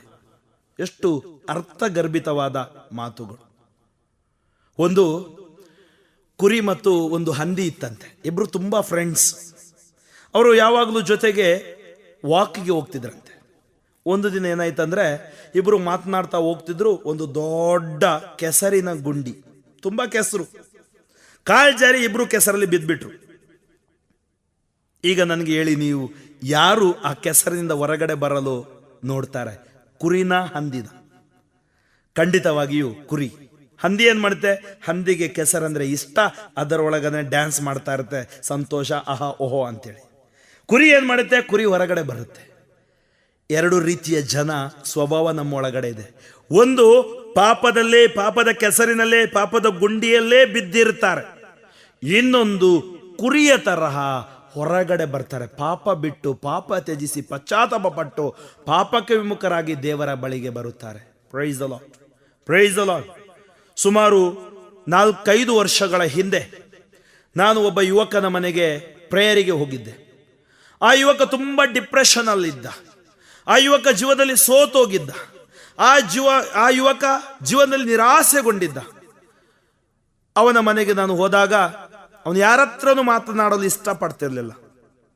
ನಾನು ಹೋದೆ, ಸಾಂತ್ವನದ ಮಾತುಗಳನ್ನು, ದೇವರ ವಾಕ್ಯದ ವಾಗ್ದಾನಗಳನ್ನು ಅವನಿಗೆ ತಿಳಿಸಿದೆ. ಆವಾಗ ಅವನ ದುಃಖವನ್ನೆಲ್ಲ ನನ್ನ ಹತ್ರ ಹಂಚಿಕೊಂಡ. ನಾನು ಹೇಳಿದೆ, ನಿನಗೆ ಬಂದೊದಗಿದ ದುಃಖ ಎಲ್ಲವೂ ಹಿತಕರವಾಗಿ ಪರಿಣಮಿಸುವುದು, ದೇವರಿಗೆ ನಿನ್ನ ಬಗ್ಗೆ ಒಂದು ಆಲೋಚನೆ ಇದೆ ಅಂತ ಹೇಳಿ ಅವನಿಗೆ ಸಾಂತ್ವನ ಹೇಳಿ ದೇವರ ವಾಕ್ಯವನ್ನು ಕೊಟ್ಟು ಅವನ ತಲೆ ಮೇಲೆ ಕೈಗಳನ್ನಿಟ್ಟು ಪ್ರಾರ್ಥನೆ ಮಾಡಿ ಆಶೀರ್ವದಿಸಿ ಬಂದು ಸುಮಾರು 1.5 ವರ್ಷ ಆಗಿರಬೇಕು. ಒಂದು ದಿನ ಬೆಳಗ್ಗಿನ ಜಾವ ಸುಮಾರು 4-4:15 ಗಂಟೆಗೆ ಅವನು ನನಗೆ ಫೋನ್ ಮಾಡ್ತಾ ಇದ್ದಾನೆ. ಫಾದರ್ ಫ್ರಾಂಕ್ಲಿನ್, ನಿಮಗೆ ನೆನಪಿದೆನಾ? ನಾನು ಸುಮಾರು 1.5 ವರ್ಷದಿಂದ ನೀವು ನನ್ನ ಮನೆಗೆ ಪ್ರೇಯರಿಗೆ ಬಂದಿದ್ರಿ. ಹೌದು ಸಹೋದರ, ನೆನಪಿದೆ. ಏನಾಯ್ತು ಈಗ? ಫಾದರ್, ನನಗೊಂದು ಸಮಸ್ಯೆ. ನಾನು ಕೇಳಿದೆ, ಏನು ಸಮಸ್ಯೆ? ಫಾದರ್, ನಾನು 45,000ದಿಂದ 50,000 ತನಕ ದುಡಿತೀನಿ. ಆದರೆ ಮಾಸ ಅಂತ್ಯಕ್ಕೆ, ತಿಂಗಳಿನ ಅಂತ್ಯಕ್ಕೆ 1 ಕಾಸು ನನ್ನ ಕೈಯಲ್ಲಿ ಉಳಿಯೋಲ್ಲ. ಯಾಕೆ ಫಾದರ್? ನಿನ್ನ ಕಾಸು ಏನು ಮಾಡ್ತೀಯ ಅಂತೇಳಿ ಯಾರಿಗೆ ಗೊತ್ತು ಫಾದರ್? ಅವನ ಸಮಸ್ಯೆ ಅದು. ಇವತ್ತು ತುಂಬಾ ಮಂದಿಗೆ ಇದು ಸಮಸ್ಯೆ. ಹೊರದೇಶದಲ್ಲಿ ಕೆಲಸ ಮಾಡ್ತೀರಾ, ಕೆಲಸ ಮಾಡಿ ಮಾಡಿ ಮಾಡಿ ಮಾಡಿ ಮಾಡಿ ಬ್ಯಾಂಕ್ ಬ್ಯಾಲೆನ್ಸ್ ಏನಿಲ್ಲ. ಯಾಕೆ ಉಳಿಯೋಲ್ಲ ಗೊತ್ತಿಲ್ಲ. ದುಡ್ಡು ಬರುತ್ತೆ, ದುಡ್ಡು ಎಲ್ಲೋ ಹೋಗುತ್ತೆ ಗೊತ್ತಿಲ್ಲ. ನಾನು ಅವನಿಗೆ ಕೇಳಿದೆ, ನೀನು ಬೈಬಲ್ ಓದ್ತೀಯ? ಅವನು ಹೇಳಿದ, ಫಾದರ್, ನಾನು ಬೈಬಲ್ ದಿನಾಲು ಓದ್ತೀನಿ. ಬೈಬಲ್ ನನ್ನ ತಲೆ ಪಕ್ಕದಲ್ಲೇ ಇದೆ. ಯಾರಿಗೂ ಗೊತ್ತು, ಬೈಬಲ್ ಅನ್ನೇ ದಪ್ಪ ಇದೆ ಅಲ್ಲ, ತಲೆ ದಿಂಪನ್ನೇ ಮಾಡ್ಕೊಂಡಿದ್ದಾನ ಏನೋ. ಅವನಿಗೆ ನಾನು ಕೇಳಿದ್ದೀನಿ, ಜಪ್ಸರ ಹೇಳ್ತೀಯ? ಫಾದರ್, ದೇವರ ವಾಕ್ಯ ಬರಿತ ಜಪ್ಸರವನ್ನು ನಾನು ದಿನಾಲು ಹೇಳುತ್ತೇನೆ. ನಾನು ಕೇಳಿದ್ದೀನಿ, ಪ್ರೇಯರ್ ಮಾಡ್ತೀಯ? ನಾನು ಪ್ರೇಯರ್ ಮಾಡ್ತೀನಿ. ನಾನು ಕೇಳಿದೆ, ನೀನು ಚರ್ಚ್ಗೆ ಹೋಗ್ತೀಯ? ಅವನು ಹೇಳಿದ, ನಾನು ಚರ್ಚಿಗೆ ಹೋಗ್ತೀನಿ, ಪ್ರತಿನಿತ್ಯ ಹೋಗ್ತೀನಿ ಫಾದರ್, ಯಾಕಂದ್ರೆ ಇಲ್ಲಿ ನಂಗೆ ಫ್ರೆಂಡ್ಸೇ ಇಲ್ಲ, ಪಕ್ಕದಲ್ಲಿ ಚರ್ಚ್ ಇದೆ, ಪ್ರತಿನಿತ್ಯ ಹೋಗ್ತೀನಿ. Very good. ನನಗೆ ಇಷ್ಟು ಸಂತೋಷವಾಯಿತು ಅಂದ್ರೆ ಎಲ್ಲೋ ಸಂತರನ್ನು ಕೆಳಗಡೆ ಇಳಿಸಬೇಕು, ಇವನನ್ನು ಮೇಲೆ ಇಟ್ಟು ಹಾರ ಹಾಕಬೇಕು, ಅಷ್ಟು ಫಸ್ಟ್ ಕ್ಲಾಸ್. ಅವನೆಲ್ಲ ಪರ್ಫೆಕ್ಟ್. ಪ್ರೇಯರ್ ಮಾಡ್ತಾನೆ, ಜಪ ಹೇಳ್ತಾನೆ, ಬೈಬಲ್ ಓದ್ತಾನೆ, ಚರ್ಚ್ಗೆ ಹೋಗ್ತಾನೆ. ತುಂಬಾ ಮಂದಿ ಯೋಚಿಸುತ್ತಿದ್ದೆ, ನಾನು ಪರ್ಫೆಕ್ಟ್. ನಾವು ಯಾವಾಗ ಪರ್ಫೆಕ್ಟ್ ಅಂತ ಯೋಚಿಸ್ತೀವಿ ಆ ದಿವಸ ನಾವು ಇಂಪರ್ಫೆಕ್ಟ್. ಏಕೆಂದ್ರೆ ರಿಯಲೈಸೇಷನ್ ನಮ್ಮ ಒಳಗಡೆ, ಆ ಅರಿವು ನಮಗಿರಬೇಕು. ದೇವರ ಮುಂದೆ ನಾವು ನಮ್ಮನ್ನು ತಗ್ಗಿಸಿಕೊಳ್ಳುವುದನ್ನು ಕಲಿಬೇಕು. ನಾನು ಹೇಳಿದೆ ಅವನಿಗೆ, ಓಕೆ ನೀನೆಲ್ಲ ಮಾಡ್ತಾ ಇದೆಯಾ, ಯಾಕೆ ದುಡ್ಡು ಉಳಿಯೋಲ್ಲ, ನಾವು ಪ್ರಾರ್ಥಿಸೋಣ. ಕಣ್ಮುಚ್ಚದ, ನಾನು ಪ್ರೇಯರ್ ಮಾಡ್ತಾ ಇದ್ದೆ. ಪ್ರೇಯರ್ ಮಾಡುವಾಗ ದೇವರೊಂದು ಸಂದೇಶ ಕೊಟ್ಟರು. ಆ ಯುವಕನಿಗೆ ನೀನು ಹೇಳು, ಜ್ಞಾನೋಕ್ತಿ 28:13 ತೆಗೆದು ಓದ್ಲಿಕ್ಕೆ. ನಾನು ಹೇಳಿದೆ, ಯುವಕನೇ, ದೇವರು ಹೇಳ್ತಾ ಇದ್ದಾರೆ, ಜ್ಞಾನೋಕ್ತಿ 28:13 ತೆಗೆದು ಓದು. ಅವನು ತೆಗೆದ, ಓದಲು ಆರಂಭಿಸಿದ. ಅದು ಹೀಗೆ ಬರೆದಿತ್ತು: ಪಾಪಗಳನ್ನು ಮುಚ್ಚಿಟ್ಟುಕೊಳ್ಳುವವನಿಗೆ ಮುಕ್ತಿ ದೊರಕದು, ಪಾಪಗಳನ್ನು ಮುಚ್ಚಿಟ್ಟುಕೊಳ್ಳುವವನಿಗೆ ಮುಕ್ತಿ ದೊರಕದು, ಪಾಪಗಳನ್ನು ಒಪ್ಪಿಕೊಂಡು ಬಿಡುವವನಿಗೆ ಕರುಣೆ ದೊರಕುವುದು. ಗುಡ್ ನ್ಯೂಸ್ ಬೈಬಲ್ ಇಂಗ್ಲಿಷ್ ಅಲ್ಲಿ ಹೀಗೆ ಹೇಳುತ್ತೆ: one who hides his sins, there is no success in his life, but one who confesses them, God shows mercy. ಪಾಪಗಳನ್ನು ಮುಚ್ಚಿಟ್ಟುಕೊಳ್ಳುವವನಿಗೆ ಮುಕ್ತಿ ಇಲ್ಲ. ಪಾಪಕ್ಕೆ ಪಶ್ಚಾತ್ತಾಪ ಪಟ್ಟಾಗ ಮುಕ್ತಿ, ಪಾಪ ನಿವೇದನೆ ಮಾಡಿದಾಗ ಮುಕ್ತಿ, ಅದನ್ನು ಒಪ್ಪಿಕೊಂಡಾಗ ಮುಕ್ತಿ. ಬೈಬಲ್ ಗ್ರಂಥ ಹೇಳುತ್ತೆ, ಯೆಶಾಯ 1:18, ನಿಮ್ಮ ಪಾಪಗಳು ಕಡುಗೆಂಪಾಗಿದ್ದರು ಹಿಮದಂತೆ ಬೆಳ್ಳಗಾಗುವು, ಕಡುಗೆಂಪಾಗಿದ್ದರು ಉಣ್ಣೆಯಂತೆ ಬೆಳ್ಳಗಾಗುವು. ಯೆಶಾಯ ಪ್ರವಾದಿ 43:25, ನಾನು ನಾನಾಗಿಯೇ ಅಳಿಸಿ ಹಾಕುವೆನು ನಿನ್ನ ದ್ರೋಹಗಳನ್ನು, ಇನ್ನು ಮುಂದೆ ನನ್ನ ನೆನಪಿಗೆ ತಂದುಕೊಳ್ಳೆನು ನಿನ್ನ ಪಾಪಗಳನ್ನು. ಅಂದರೆ ಪಾಪ ನಿವೇದನೆ ಸಂಸ್ಕಾರದಲ್ಲಿ ಪಶ್ಚಾತ್ತಾಪ ಪಟ್ಟು ಪಾಪ ನಿವೇದನೆ ಮಾಡಿದಾಗ ದೇವರು ನಮ್ಮ ಪಾಪಗಳನ್ನು ಅಳಿಸಿ ಹಾಕುತ್ತಾರೆ. ಇದು ದೇವರ ವಾಗ್ದಾನ. Praise the lord. ಆ ಯುವಕನಿಗೆ ನಾನು ಕೇಳಿದೆ, ನೀನು ಬೈಬಲ್ ಓದ್ತೀಯ ಸರಿ, ಪ್ರೇಯರ್ ಮಾಡ್ತೀಯ ಸರಿ, ಪ್ರೇಯರ್ ಕೂಟಗಳಿಗೆ ಹೋಗ್ತೀಯ ಸರಿ, ನೀನು ಬಲಿಪೂಜೆಗೆ ಹೋಗ್ತೀಯ, ವೆರಿ ಗುಡ್, ಜಪ್ಸರ ಹೇಳ್ತೀಯ, ವೆರಿ ವೆರಿ ಗುಡ್. ನೀನು ಪಾಪ ನಿವೇದನೆ ಮಾಡಿ ಎಷ್ಟು ದಿನ ಆಯಿತು? ಅವನು ಹೇಳಿದ, ಫಾದರ್, ಪಾಪ ನಿವೇದನೆ ಮಾಡಿ 10 ವರ್ಷವಾಯಿತು. 10 ವರ್ಷದಿಂದ ಅವನ ಹೃದಯ ದೂರ. ಮನುಷ್ಯ ಮುಖ ನೋಡ್ತಾನ್ರಿ, ದೇವರು ಹೃದಯ ನೋಡ್ತಾರೆ. ದೇವರಿಗೆ ಬೇಕು ನಮ್ಮ ಆಂತರಿಕ ಜೀವನ, ದೇವರಿಗೆ ಬೇಕು, ಸ್ವಾಮಿ ಯೇಸುವಿಗೆ ಬೇಕು ನಮ್ಮ ಪರ್ಸನಲ್ ಲೈಫ್. ಅವನಿಗೆ ನಾನು ಹೇಳಿದೆ, ಮೊದಲು ಹೋಗು, ಮೊದಲು ಒಳ್ಳೆಯ ಪಾಪ ನಿವೇದನೆ ಮಾಡು. ಅವನು ಹೇಳಿದೆ, ಇಲ್ಲ ಫಾದರ್, ನಾನು ನೆಕ್ಸ್ಟ್ ವೀಕ್ ಬೆಂಗಳೂರಿಗೆ ಬರ್ತೀನಿ, ನಿಮ್ಮ ಹತ್ರನೇ ಬರ್ತೀನಿ. ಅವನು ಬಂದ, ಪಾಪ ನಿವೇದನೆ ಮಾಡ್ದ. ಅವನನ್ನು ಕರ್ಕೊಂಡೊಬ್ಬ ಯುವಕ ಬಂದಿದ್ದ. ನಾನು ಯುವಕನಿಗೆ ನನ್ನ ರೂಮ್ಗೆ ಕರೆದೆ. ನನ್ನ ರೂಮ್ ಒಳಗಡೆ ಬರುವಾಗ ಸಿಗರೆಟ್ ಫ್ಯಾಕ್ಟ್ರಿ ಒಳಗಡೆ ಬಂದಂಗಾಯ್ತು. ನಾನು ಆ ಯುವಕನಿಗೆ ಕೇಳಿದೆ, ಯುವಕ, ಸಹೋದರ, ಎಷ್ಟು ಸಿಗರೆಟ್ ಎಳೀತಿದ್ಯಾ ಪರ್ ಡೇ? ಅವನಲ್ಲಿ ಜಾಸ್ತಿ ಎಳೆಯೋಲ್ಲ ಫಾದರ್, ನಾನೊಂದು 20-25 ಸಿಗರೆಟ್ ಎಳೀತೀನಿ. ಅವನ ದೇಹನೇ ಸಿಗರೆಟ್ ಫ್ಯಾಕ್ಟ್ರಿ ಆಗಿತ್ತು. ನಾವು ನೋಡ್ತೀವಿ ಇವತ್ತು ಎಷ್ಟೋ ಮಂದಿ ಚಟಗಳಿಂದ ದೇಹ ಹಾಳು ಮಾಡ್ಕೊಳ್ತಾರೆ. ಸಿಗರೆಟ್ ಎಳೆದು ಲಂಗ್ಸ್ ಹಾಳಾಗುತ್ತೆ, ಒಳಗಡೆ ಹೋದ ಸ್ಮೋಕ್ ಹೊರಗಡೆ ಎಂದೂ ಬರುವುದಿಲ್ಲ. ಕುಡಿದು ಲಿವರ್ ಹಾಳಾಗುತ್ತೆ. ಇವತ್ತು ಅವನ ಆ ಒಂದು ಅಭ್ಯಾಸದಿಂದ ಅವನು ಸಮಾಧಾನ ಕಳ್ಕೊಂಡಿದ್ದಾನೆ. ನಾನು ಕೇಳಿದ್ದೀನಿ, ಚರ್ಚ್ಗೆ ಹೋಗ್ತೀಯ? ಅವನು ಹೇಳಿದ, ಅಪರೂಪಕ್ಕೆ ಹೋಗ್ತೀನಿ ಫಾದರ್. ಕೆಲವರಿಗೆ ಅಪರೂಪಕ್ಕೆ ದೇವರು, ಕೆಲವರಿಗೆ ಟೈಮ್ ಇಲ್ಲ. ಇದೊಂದು ದೊಡ್ಡ ರೋಗ ಇವತ್ತು. ದೇವರಿಗೋಸ್ಕರ ಅವರಿಗೆ ಟೈಮ್ ಇಲ್ಲ, ಎಲ್ಲದಕ್ಕೂ ಟೈಮ್ ಇದೆ. ಅವನಿಗೆ ಕೇಳಿದ್ರೆ, ನೀನು ಪಾಪ ನಿವೇದನೆ ಮಾಡಿ ಎಷ್ಟು ವರ್ಷ ಆಯಿತು? ಅವನು ಹೇಳಿದ, ಪಾಪ ನಿವೇದನೆ ಮಾಡಿ 12 ವರ್ಷ ಆಯಿತು. ಯಾಕಂದ್ರೆ ಮೊದಲ ನನ್ನ ಪರಮ ಪ್ರಸಾದ ಸ್ವೀಕರಿಸುವಾಗ ನಾನು ಪಾಪ ನಿವೇದನೆ ಮಾಡಿದ್ದೆ. ನಾನು ಹೇಳಿದೆ, ನಿನ್ಗೆ ಏನಾದರೂ ಸಮಸ್ಯೆ ಇದೆ, ನಾನು ಪ್ರೇಯರ್ ಮಾಡಬೇಕಾ? ಫಾದರ್, ನಾನು ಬೆಂಗಳೂರಿಗೆ ಬಂದಿದ್ದೀನಿ, ಸುಮಾರು 4 ಕಂಪನಿಗಳಾಯಿತು, ಎಲ್ಲೂ ಕೆಲಸ ಮಾಡ್ಲಿಕ್ಕೆ ಆಗ್ತಾ ಇಲ್ಲ. 2 ತಿಂಗಳಿಗೊಂದ್ಸಾರಿ ಕಂಪನಿ ನಾನು ಬದಲಾಯಿಸ್ತಾ ಇದ್ದೀನಿ, ಕಂಪನಿಗಳಿಂದ ಕಂಪನಿಗೆ ಹೋಗ್ತಾ ಇದ್ದೀನಿ, ಏನಾಗುತ್ತೋ ನನಗೆ ಗೊತ್ತಿಲ್ಲ. ಪಾಪ ನಿವೇದನೆ ಮಾಡಿಕೊಳ್ಳದೆ ಪಾಪಗಳನ್ನು ಮುಚ್ಚಿಟ್ಟುಕೊಳ್ಳುವವನಿಗೆ ಮುಕ್ತಿ ಇಲ್ಲ, ಪಾಪಗಳನ್ನು ಮುಚ್ಚಿಟ್ಟುಕೊಳ್ಳುವವನಿಗೆ ಆಶೀರ್ವಾದವಿಲ್ಲ. ಅವುಗಳನ್ನು ಒಪ್ಪಿಕೊಂಡು ಬಿಡಿ, ದೇವರ ಮುಂದೆ ಅವುಗಳನ್ನು ಕೊಟ್ಟು ಬಿಡಿ. ಪಾಪ ನಿವೇದನೆ, ಒಳ್ಳೆಯ ಪಾಪ ನಿವೇದನೆ ಮಾಡಿ ಪಶ್ಚಾತ್ತಾಪ ಪಡಿ, ದೇವರು ನಿಮಗೆ ಬಿಡುಗಡೆ ಕೊಡ್ತಾರೆ. ಅವನು ಪಶ್ಚಾತ್ತಾಪ ಪಟ್ಟ, ಪಾಪ ನಿವೇದನೆ ಮಾಡ್ದ, ಇವತ್ತು ಒಳ್ಳೆಯ ಕಂಪನಿಯಲ್ಲಿ ಕೆಲಸ ಮಾಡ್ತಾ ಇದ್ದಾನೆ. ಪ್ರೀತಿಯ ಸಹೋದರ ಸಹೋದರಿಯರೇ, ಪಶ್ಚಾತ್ತಾಪದ ಕೃಪೆ, ಆ ಕೃಪೆಗಾಗಿ ಇವತ್ತು ನಾವು ಪ್ರಾರ್ಥಿಸಬೇಕು. ಪಾಪ ಮಾಡಿದ್ದೇನೆ ಅದರಲ್ಲೇ ಕೊಳೆತು ಹೋಗುವುದು ಅಲ್ಲ, ಅಲ್ಲಿಂದ ನಾವು ದೇವರ ಬಳಿಗೆ ಸಾಗಬೇಕು, ದೇವರ ಬಳಿಗೆ ಬರಬೇಕು. ಸಿರಾಕನ ಗ್ರಂಥ 5ನೇ ಅಧ್ಯಾಯ ವಾಕ್ಯ 4 ಮುಂದುವರಿಸಿ ಹೀಗೆ ಹೇಳ್ತಾ ಇದೆ: ಪಾಪ ಮಾಡಿದ ನನಗೇನಾಯಿತು ಎಂದುಕೊಳ್ಳಬೇಡ, ಏಕೆಂದರೆ ದೀರ್ಘ ಶಾಂತನು ಸರ್ವೇಶ್ವರ. ಪಾಪಕ್ಕೆ ಪಾಪವನ್ನು ಕೂಡಿಸಿ ಹಾಕಿಕೊಳ್ಳಬೇಡ, ದೇವರಿಂದ ಕ್ಷಮೆ ಪಡೆಯುವ ಬಗ್ಗೆ ನಿರ್ಭಯದಿಂದಿರಬೇಡ. ದೇವರು ಕರುಣಾಸಾಗರ ಎಂದು ನೆಪ ಹೇಳಬೇಡ. ಲೆಕ್ಕವಿಲ್ಲದ ಪಾಪ ಮಾಡಿದರೂ ಕ್ಷಮೆ ದೊರಕುವುದೆಂದು ನೆನೆಯಬೇಡ. ದಯೆ ಇದ್ದಂತೆ ಕೋಪವು ಆತನಲ್ಲಿದೆ, ಪಾಪಿಗಳ ಮೇಲೆ ಆತನ ಕೋಪ ಎರಗಲಿದೆ. ಸರ್ವೇಶ್ವರನಿಗೆ ಅಭಿಮುಖನಾಗಲು ತಡ ಮಾಡಬೇಡ. ಇಂದು ನಾಳೆ ಎಂದು ದಿನವನ್ನು ಮುಂದೂಡಬೇಡ. ಸರ್ವೇಶ್ವರನ ಕೋಪ ಎರಗಬಹುದು ದಿಢೀರೆಂದು, ನೀ ಹಾಳಾಗಿ ಹೋಗುವೆ ಮುಯ್ಯಿ ತೀರಿಸುವ ದಿನದಂದು. ಪಾಪ ಮಾಡಿದ ನನಗೇನಾಯಿತು ಎಂದುಕೊಳ್ಳಬೇಡ. ಮುಳ್ಳಿನ ಗಿಡ, ನಾನು ಹೇಳಿದೆ ನಿಮಗೆ, ಆ ಮುಳ್ಳಿನ ಗಿಡ ಬೆಳೆಯುತ್ತದೆ. ಒಂದು ದಿನ ಸಾಹುಕಾರ ಬರ್ತಾನೆ, ನೋಡ್ತಾನೆ ಆ ಮುಳ್ಳಿನ ಗಿಡ ಒಂದೊಂದೇ ಕಟ್ ಮಾಡ್ಲಿಕ್ಕೆ ಆಗುದಿಲ್ಲ, ಒಂದೇ ಬೆಂಕಿ ಹಾಕಿಬಿಡ್ತಾನೆ, ಇಲ್ಲ ಬುಲ್ಡೋಸರ್ ಹೊಡೀರಿ ಅಂತ ಹೇಳ್ತಾರೆ. ಯಾವಾಗ ಸುನಾಮಿ ಬರುತ್ತೆ, ಸಮಸ್ಯೆ ಬರುತ್ತೆ ನಮಗೆ ಗೊತ್ತಿಲ್ಲ. ಪಾಪ ಮಾಡಿದ ನನಗೆ ಏನಾಯ್ತು ಎಂದುಕೊಳ್ಳಬೇಡ. ದೀರ್ಘ ಶಾಂತನು ಸರ್ವೇಶ್ವರ. ದೇವರು ಶಾಂತ ಸ್ವರೂಪಿ. ನಿನಗೆ ಹಗ್ಗ ಉದ್ದ ಬಿಟ್ಟಿದ್ದಾರೆ, ಯಾವಾಗ ಹಗ್ಗ ಎಳೆಯುತ್ತಾರೆ ಗೊತ್ತಿಲ್ಲ. ಪಾಪಕ್ಕೆ ಪಾಪವನ್ನು ಕೂಡಿಸಿ ಹಾಕಿಕೊಳ್ಳಬೇಡ. ದೇವರಿಂದ ಕ್ಷಮೆ ಪಡೆಯುವ ಬಗ್ಗೆ ನಿರ್ಭಯದಿಂದಿರಬೇಡ. ದೇವರು ಕರುಣಾಸಾಗರ ಎಂದು ನೆಪ ಹೇಳಬೇಡ. ಲೆಕ್ಕವಿಲ್ಲದ ಪಾಪ ಮಾಡಿದರೂ ಕ್ಷಮೆ ದೊರಕುವುದೆಂದು ನೆನೆಯಬೇಡ. ದೇವರಿಗೆ ಅಭಿಮುಖನಾಗಲು ತಡ ಮಾಡಬೇಡ. ಹೌದು ಪ್ರೀತಿಯ ಸಹೋದರ ಸಹೋದರಿಯರೇ, ಪಶ್ಚಾತ್ತಾಪ ಪಟ್ಟು ಪಾಪ ನಿವೇದನೆ ಮಾಡಿದಾಗ ದೇವರ ಕೃಪೆ ನಮ್ಮಲ್ಲಿ ಹರಿಯುವುದು. ಸಾಮುವೇಲನ ಗ್ರಂಥದಲ್ಲಿ 2 ಸಾಮುವೇಲನ ಗ್ರಂಥದಲ್ಲಿ 11ನೇ ಅಧ್ಯಾಯದಲ್ಲಿ ನಾವೊಂದು ಘಟನೆಯನ್ನು ಓದುತ್ತೇವೆ. ಆ ಘಟನೆ ದಾವೀದ ಅರಸನ ಕುರಿತು. ಪಾಪ ಮನುಷ್ಯನಿಗೆ ವಿವಿಧ ರೂಪದಲ್ಲಿ ಪ್ರವೇಶವಾಗುತ್ತೆ.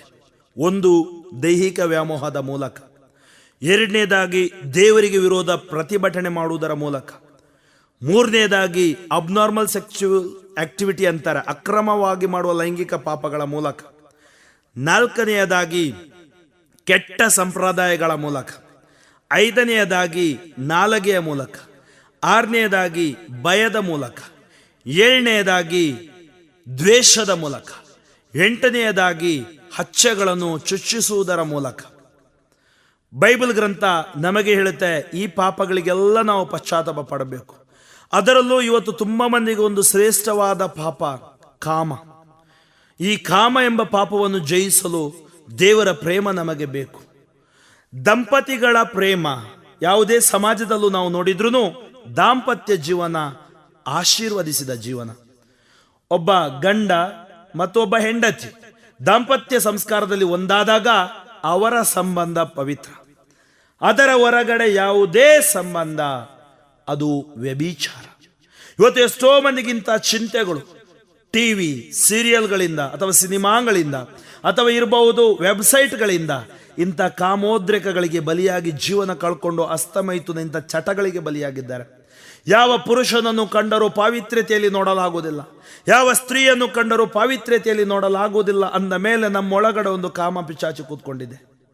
ಒಬ್ಬ ಬರಹಗಾರ ಹೇಳ್ತಾನೆ, ಜೀವನದಲ್ಲಿ ಏನಾಗುತ್ತೆ, ನೀವು ಬೆಳೆಯುವಾಗ ಪರಿಚಯವಾಗುತ್ತೆ ಅಂತೆ, ಪರಿಚಯವಾಗುವಾಗ ಆ ಪರಿಚಯ ಪ್ರೇಮವಾಗುತ್ತೆ ಅಂತೆ, ಸ್ನೇಹದಿಂದ ಪ್ರೇಮಕ್ಕೆ ತಿರುಗುತ್ತೆ ಅಂತೆ, ಪ್ರೇಮದಿಂದ ಕಾಮಕ್ಕೆ ತಿರುಗುತ್ತೆ ಅಂತೆ. ಹೀಗೆ ಪ್ರೇಮ ಕಾಮ ಜೀವನ ನಿರ್ನಾಮವಾಗುತ್ತೆ ಅಂತೆ. ಅದಕ್ಕಾಗಿ ಇವತ್ತು ನಮ್ಮ ಈ ಜೀವನ ಪಾವಿತ್ರ್ಯತೆಯಲ್ಲಿ ಜೀವಿಸಲು ದೇವರ ವಾಕ್ಯ ಪ್ರಭು ಯೇಸು ನಮಗೆ ಸಹಾಯ ಮಾಡುತ್ತಾರೆ. ಇದೇ ವಿಷಯವಾಗಿ ಬೈಬಲ್ ಗ್ರಂಥದಲ್ಲಿ ದಾವೀದ ಅರಸನ ಪಶ್ಚಾತ್ತಾಪದ ಬಗ್ಗೆ ಬರೆದಿದೆ. ದಾವೀದ ಅರಸ ದೇವರು ಸೌಲನನ್ನು ರಿಜೆಕ್ಟ್ ಮಾಡಿದ ಮೇಲೆ, ತ್ಯಜಿಸಿದ ಮೇಲೆ ದಾವೀದನನ್ನು ಆರಿಸಿಕೊಂಡರು. ದಾವೀದ ರಾಜನಾಗಿ ಆರಿಸಿಕೊಂಡ ಮೇಲೆ ವಿಶೇಷ ಆಶೀರ್ವಾದಗಳನ್ನು ದೇವರಿಂದ ಪಡೆದ. ಏನಾಯಿತು? 2 ಸಾಮುವೇಲ 11ನೇ ಅಧ್ಯಾಯ ವಾಕ್ಯ 1 ಹೇಳುತ್ತೆ, ರಾಜರು ಸಾಮಾನ್ಯವಾಗಿ ಯುದ್ಧಕ್ಕೆ ಹೊರಡುವ ಸಮಯ. ಆ ಸಮಯದಲ್ಲಿ ಯೋವಾಬನು ಮತ್ತು ಸೈನಿಕರು ಹೋಗಿ ಅಮ್ಮೋನಿಯರ ಮೇಲೆ ದಾಳಿ ಮಾಡಿದರು. ಆ ದಿನ ದಾವೀದರಸ ಮನೆಯಲ್ಲೇ ಇದ್ದ. ಅವನು ಮಂಚದಲ್ಲಿ ಮಲಗಿದ್ದ. ಸುಮಾರು 3 ಗಂಟೆ ಹೊತ್ತಿಗೆ ಅವನು ಎದ್ದ ಮಾಳಿಗೆಯಲ್ಲಿ ತಿರುಗಾಡುತ್ತಿದ್ದಾಗ ಅಗೋ ದೂರದಲ್ಲಿ ಬತ್ಸಬೆ ಎಂಬ ಸ್ತ್ರೀಯೊಬ್ಬಳು ಸ್ನಾನ ಮಾಡುವುದನ್ನು ಕಂಡ. ಆತನ ದೃಷ್ಟಿ ಆಕೆಯ ಮೇಲೆ ಬಿತ್ತು. ಆಕೆಯ ನಗ್ನ ದೇಹವನ್ನು ಕಂಡ ಅವನ ಒಳಗಡೆ ಇರುವ ನಗ್ನ ಬಯಕೆಗಳು, ಕಾಮದ ಬಯಕೆಗಳು ಉದ್ರೇಕಗೊಂಡವು. ಅವನು ಸೈನಿಕನನ್ನು, ಸೇವಕನೊಬ್ಬನನ್ನು ಕಳುಹಿಸಿ ಅವಳ ಆರೆಂದು ತಿಳಿಸಲು ಹೇಳಿದ. ಅವನು ಹೋಗಿ ವಾಪಸ್ ಬಂದು ಹೇಳಿದ, ಅವಳು ಹಿತ್ತಿತ್ ಉರಿಯನ ಹೆಂಡತಿ ಏಲಿಯಾಮನ ಮಗಳು ಬತ್ಸಬೆ. ಅವನು ಬತ್ಸಬೆಯನ್ನು ಕರೆದ, ಕಾಮಕ್ಕಾಗಿ ಬಳಸಿದ, ಆಕೆಯನ್ನು ಮನೆಗೆ ಕಳಿಸಿಕೊಟ್ಟ. ಈ ಘಟನೆ ಬೈಬಲ್, ಪವಿತ್ರ ಬೈಬಲ್. ಆದರೆ ಆ ಪವಿತ್ರ ಘಟನೆ ಬೈಬಲಲ್ಲಿ ಯಾಕೆ ಬರ್ದಿದೆ ಅಂತೇಳಿ ನೀವು ಕೇಳಬಹುದು. ಏಕೆಂದರೆ ಕಾಮವೆಂಬ ಪಾಪ ಅರಸನನ್ನು ಬಿಟ್ಟಿಲ್ಲ. ಕಾಮವೆಂಬ ಪಾಪ ನನ್ನನ್ನು ನಿನ್ನನ್ನು ಬಿಡುವುದಿಲ್ಲ. ಈ ರಕ್ತ ಮಾಂಸ ನಮ್ಮಲ್ಲಿ ಇರುವ ತನಕ ಅದು ನಮ್ಮನ್ನು ಬಿಡುವುದಿಲ್ಲ. ಇದು ಏನಾಯಿತು? ಬೈಬಲ್ ಗ್ರಂಥ ಹೇಳುತ್ತೆ, ದಾವೀದರಸ ಎಲ್ಲಿರಬೇಕಿತ್ತೋ ಅವನು ಯುದ್ಧದ ಸ್ಥಳದಲ್ಲಿ ಇರಬೇಕಾಗಿತ್ತು. ಅವನು ಅಲ್ಲಿ ಇರಲಿಲ್ಲ, ಮನೆಯಲ್ಲಿದ್ದ. ಯಾವ ಟೈಮಲ್ಲಿ ನಾವು ಎಲ್ಲಿ ಇರಬೇಕೋ ಅಲ್ಲಿ ಇರದಿದ್ದರೆ ಪಾಪ ನಮ್ಮೊಳಗಡೆ ಪ್ರವೇಶವಾಗಲು ಕಾಯ್ತಾ ಇರುತ್ತೆ. ಅಷ್ಟು ಮಾತ್ರವಲ್ಲ, ನಮ್ಮ ನೋಟ ಕೂಡ ಕೆಲವು ಸಾರಿ ಆ ನೋಟ ಏನಾಯಿತು? ಅನೇಕ ಬಾರಿ ನಮಗೆ ನಾವು ಏನೇ ಪ್ರೋಗ್ರಾಮ್ ನೋಡಿದ್ರು 100 ಒಳ್ಳೆ ಘಟನೆಗಳು ಉಳಿಯೋಲ್ಲ. ಒಂದು ರೇಪ್ ಸೀನ್, ಒಂದು ಇಂಥ ವ್ಯಭಿಚಾರದ ಸೀನ್ ನಮ್ಮ ಮನಸ್ಸಲ್ಲಿ ಉಳಿಯುತ್ತೆ. ನಾವು ಏಕಾಂಗಿಯಾಗಿರುವಾಗ ಅದು ನಮ್ಮ ಮನಸ್ಸಿನೊಳಗಡೆ ಬಂದು ನಮ್ಮನ್ನು ಕಾಮಕ್ಕೆ, ಹಸ್ತಮೈಥುನಕ್ಕೆ ಪ್ರಚೋದನೆ ಮಾಡುತ್ತೆ. ಎಷ್ಟೋ ಜನರು ಸಮಾಧಾನ ಹೀಗೆ ಕಳ್ಕೊಳ್ತಾರೆ. ಎಷ್ಟೋ ಮಂದಿ ಇಂಥ ಪಾಪಗಳಲ್ಲಿ ಬಿದ್ದು ಸಮಾಧಾನ ಕಳ್ಕೊಂಡು ರೋಗಿಗಳಾಗ್ತಾರೆ. ದಾವೀದರಸ ಏನ್ ಮಾಡಿದ? ದಾವೀದರಸನಿಗೆ ಗೊತ್ತಿತ್ತು ದೇವರ ಆಜ್ಞೆ, ಗೊತ್ತಿದ್ದು ಮಾಡಿದ್ರು ಪಾಪ, ಗೊತ್ತಿಲ್ಲದು ಮಾಡಿದ್ರು ಪಾಪ. ದಾವೀದರಸ ಏನ್ ಮಾಡಿದ? ಅವನು ಬತ್ಸಬೆಯನ್ನು ಕರೆ ಕಳಿಸಿದ. ಅವಳು ಬಂದರು, ಅವಳೊಡನೆ ಕೂಡಿದ ಅಂತೇಳಿ ಬೈಬಲ್ ಹೇಳುತ್ತೆ. ಹೀಗೆ ಅವನು ಕೂಡಿಯಾದ್ಮೇಲೆ ತನ್ನ ದೇಹ ಸುಖಕ್ಕಾಗಿ, ಕಾಮ ಸುಖಕ್ಕಾಗಿ ದೇವರನ್ನು ಮಾರಿದ, ಪಾವಿತ್ರ್ಯತೆಯನ್ನು ಮಾರಿದ, ತನ್ನ ಆಂತರಿಕ ಸಂತೋಷವನ್ನೇ ಮಾರಿಬಿಟ್ಟ. ಇವತ್ತು ಎಷ್ಟೋ ಮಂದಿ ಪಾಪಕ್ಕಾಗಿ, ಕಾಮ ಸುಖಕ್ಕಾಗಿ ಆಂತರಿಕ ಸಂತೋಷ, ಶಾಂತಿ, ಸಮಾಧಾನವನ್ನು, ಆರೋಗ್ಯವನ್ನೇ ಮಾರಿಬಿಟ್ಟಿಲ್ಲವೇ?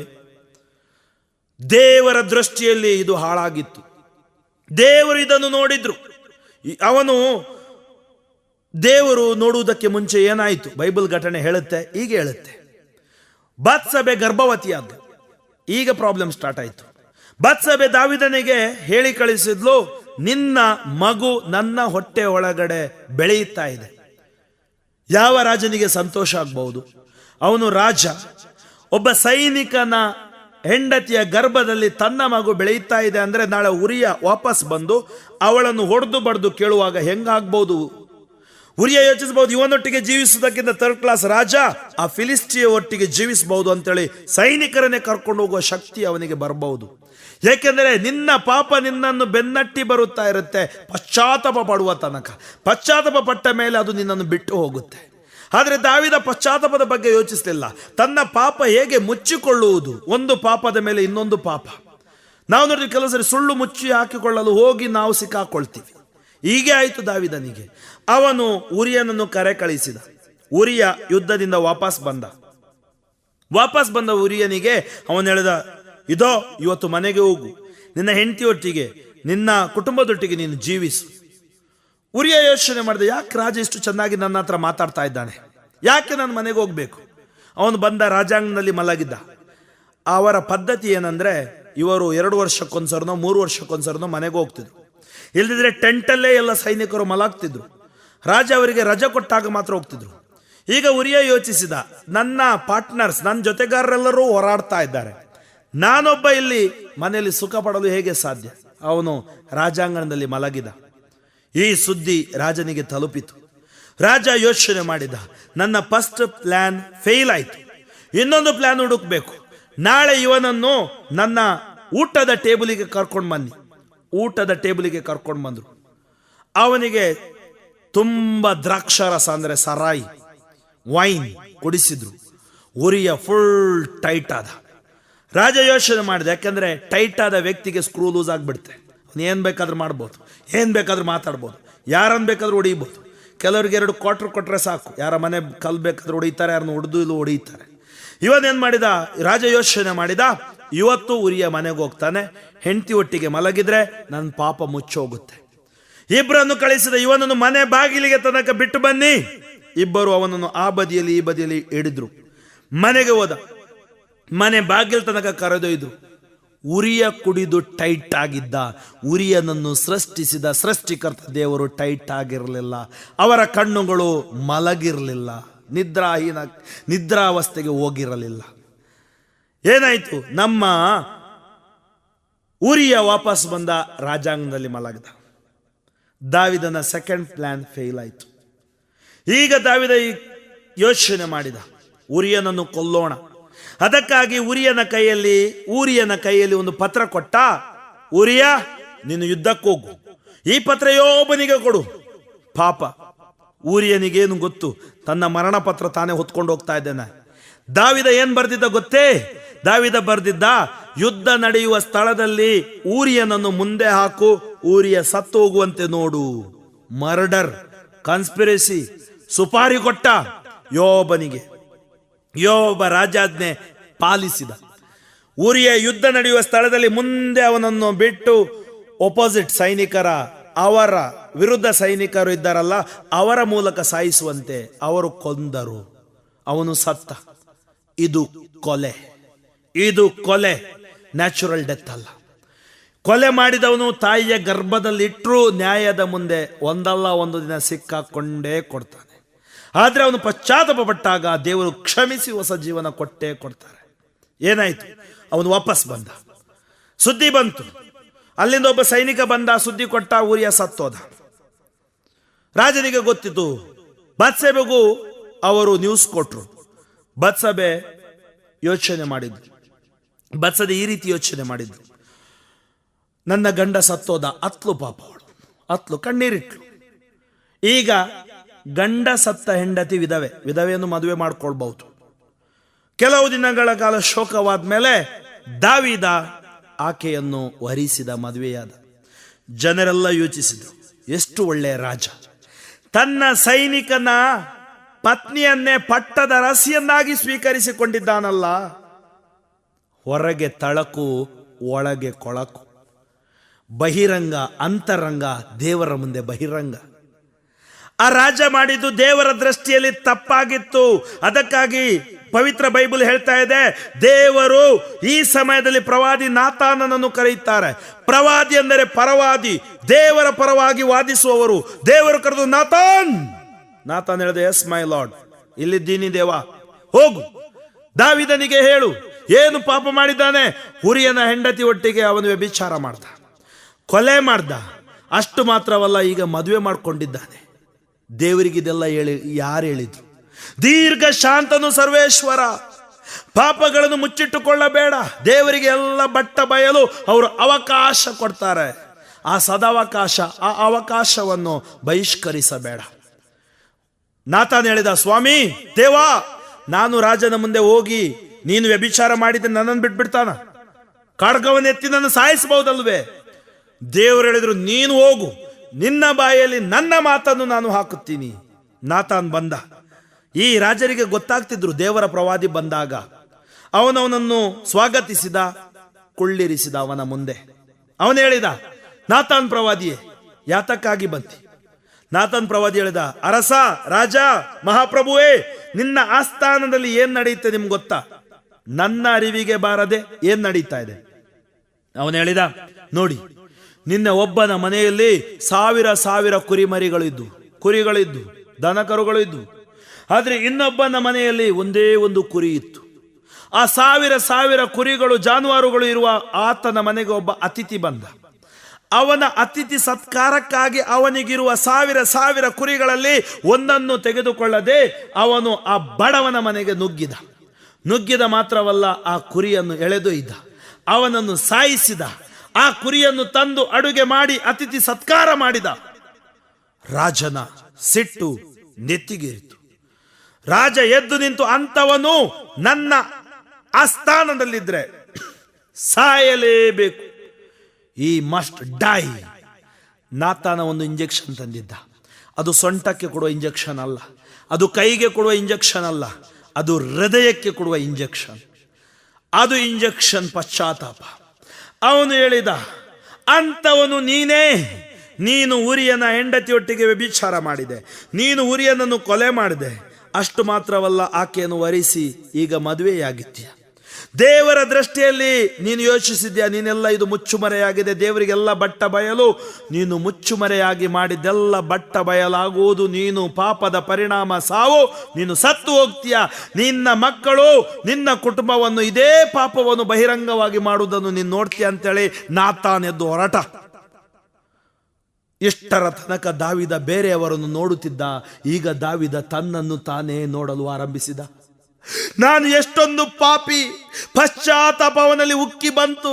ಆ ದೇವರು ನನ್ನನ್ನು ಹುಡುಗನಿರುವಾಗ ಗೋಲಿಯಾತನ ಮುಂದೆ ಜಯ ಕೊಟ್ಟ ದೇವರು, ಸೌಲನ ಕೈಯಿಂದ, ಈಟಿಯಿಂದ, ಕತ್ತಿಯಿಂದ ನನ್ನನ್ನು ತಪ್ಪಿಸಿದ ದೇವರು, ಆ ದೇವರನ್ನು ನಾನು ನಿರಾಕರಿಸಿ ಪಾಪ ಮಾಡಿದ್ದೇನಲ್ಲ. ಹೇ ಅಪ್ಪ, ನಾ ಪಾಪ ಮಾಡಿದ್ದೇನೆ. ಅವನು ಅತ್ತ ಪಶ್ಚಾತ್ತಾಪ, ತನ್ನ ಕಿರೀಟ ತೆಗೆದಿಟ್ಟ, ತನ್ನ ರಾಜ ಸಿಂಹಾಸದ ವಸ್ತ್ರಗಳನ್ನು ತೆರೆದಿಟ್ಟ, ಅವನು ಕಣ್ಣೀರಿಟ್ಟ. ಅವನು ಓಡಿ ಹೋದ ದಾವಿದ, ಓಡಿ ಹೋದ ನಾತಾನನನ್ನು ಹಿಡಿಯಲು. ನಾತನ ಹಿಡಿದು ಹೋಗ್ತಾ ಇದ್ದಾನೆ. ನಾತನ ಪಾದ ಬುಡದಲ್ಲಿ ಮೊಣಕಾಲೂರಿ ಅಳ್ತಾ ಇದ್ದಾನೆ. ಅರಸ, ನಾತಾನ್ ನನ್ನನ್ನು ಕ್ಷಮಿಸು, ನಾನು ಪಾಪ ಮಾಡಿದ್ದೇನೆ, ದೇವರ ಮುಂದೆ ಕೆಟ್ಟದನ್ನು ಮಾಡಿದ್ದೇನೆ, ನನ್ನನ್ನು ಕ್ಷಮಿಸು ನಾತಾನ್, ನಾನೊಬ್ಬ ಪಾಪಿ ಅಂತೇಳಿ ಕಣ್ಣೀರಿಡ್ತಾ ಇದ್ದ. ಆ ಸಂದರ್ಭದಲ್ಲಿ ದೇವರು ನಾತಾನನಿಗೆ ಹೇಳ್ತಾ ಇದ್ದಾರೆ, ನಾತಾನ್, ದಾವಿದ ನನ್ನವನೇ ಅಲ್ಲವೇ? ನಾನೇ ಅವನನ್ನು ಆರಿಸಿಕೊಂಡಿದ್ದಿಲ್ಲವೇ? ಅವನಿಗೆ ವಾಗ್ದಾನಗಳನ್ನು ಮಾಡಿದ್ದು ನಾನೇ ಅಲ್ಲವೇ? ಅವನ ಪಾಪಗಳನ್ನು ಕ್ಷಮಿಸು. ನಾತಾನ್ ಹೇಳಿದ, ನೀನು ಸಾಯೋ ಅಲ್ಲ, ಪಾಪದ ಸಂಬಳ ಮರಣ, ನೀನು ಸಾಯಬೇಕಿತ್ತು. ದೇವರು ಹೇಳ್ತಾ ಇದ್ದಾರೆ, ನೀನು ಸಾಯೋ ಅಲ್ಲ, ಆದರೆ ಇದರ ಪರಿಣಾಮ ನೀನು ಅನುಭವಿಸಬೇಕು. ಪರಿಣಾಮ, ಹೊಸ ಒಡಂಬಡಿಕೆಯಲ್ಲಿ ಪರಿಣಾಮವನ್ನು ಅನುಭವಿಸಿದ್ರು, ಪಾಪವನ್ನು ಅನುಭವಿಸಿದ್ರು. ಯೇಸು ಸ್ವಾಮಿ ನಮಗಾಗಿ ಪಾಪಿಯಾದರೂ ಬಿಡುಗಡೆ ಕೊಟ್ಟರು. ಅಂದಿನಿಂದ ದಾವಿದ ಪರಿವರ್ತನೆ ಹೊಂದಿದ. ದಾವಿದ ಕೀರ್ತನೆಗಳನ್ನು ಬರೆದ.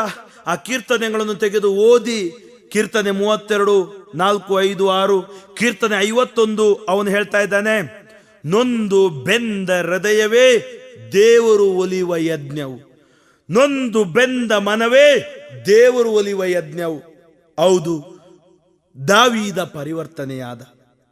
ಇಂದಿನ ಶುಭ ಸಂದೇಶದಲ್ಲಿ ಇನ್ನೊಬ್ಬ ವ್ಯಕ್ತಿ, ಅವನೇ ಜಕ್ಕಾಯನ ಪಶ್ಚಾತ್ತಾಪ ನೋಡಿ ಯೇಸು ಸ್ವಾಮಿ ಜೆರಿಕೋ ಪಟ್ಟಣವನ್ನು ಪ್ರವೇಶಿಸಿ ಅದರ ಬೀದಿಗಳಲ್ಲಿ ಹಾದು ಹೋಗುತ್ತಿದ್ದರು. ಅಲ್ಲಿ ಜಕ್ಕಾಯ ಎಂಬುವನಿದ್ದನು. ಅವನು ಸುಂಕ ವಸೂಲಿಯವರ ಮುಖಂಡ ಹಾಗೂ ಧನಾಢ್ಯ.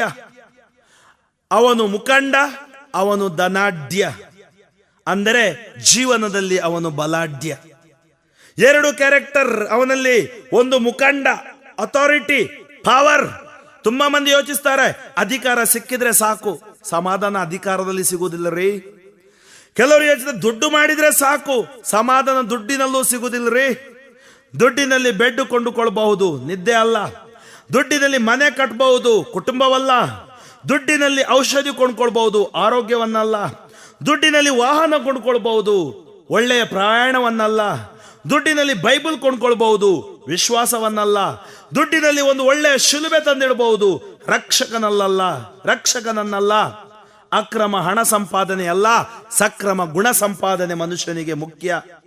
ಇದೇ ಹಣ, ಅಧಿಕಾರ ಸಮಾಧಾನ ಕೊಟ್ಟಿಲ್ಲ ನಮ್ಮ ಜಕ್ಕಾಯನಿಗೆ. ಅವನಲ್ಲೊಂದು ಆಸೆ, ಯೇಸು ಯಾರೆಂದು ನೋಡಬೇಕೆಂಬ ಅಪೇಕ್ಷೆ ಅವನಿಗಿತ್ತು. ಯಾಕೆ?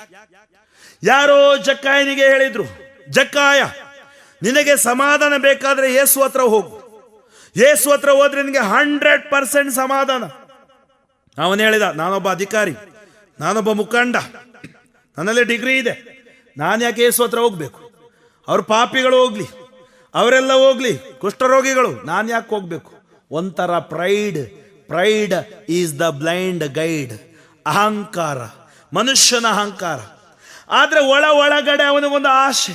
ಯಾಕೆಂದ್ರೆ ಜನ ಹೇಳ್ತಿದ್ರು, ಯೇಸು ಎಂಬುವರು ನಮ್ಮ ಊರಿಗೆ ಬಂದಿದ್ದಾರೆ, ಕುರುಡರಿಗೆ ಕಣ್ಣು ಕೊಡ್ತಾರೆ, ಕಿವುಡರು ಕೇಳ್ತಾರೆ, ಮೂಗರು ಮಾತನಾಡ್ತಾರೆ, ಪಾರ್ಶ್ವರೋಗಿಗಳು ಎದ್ದು ನಡೆಯುತ್ತಾರೆ.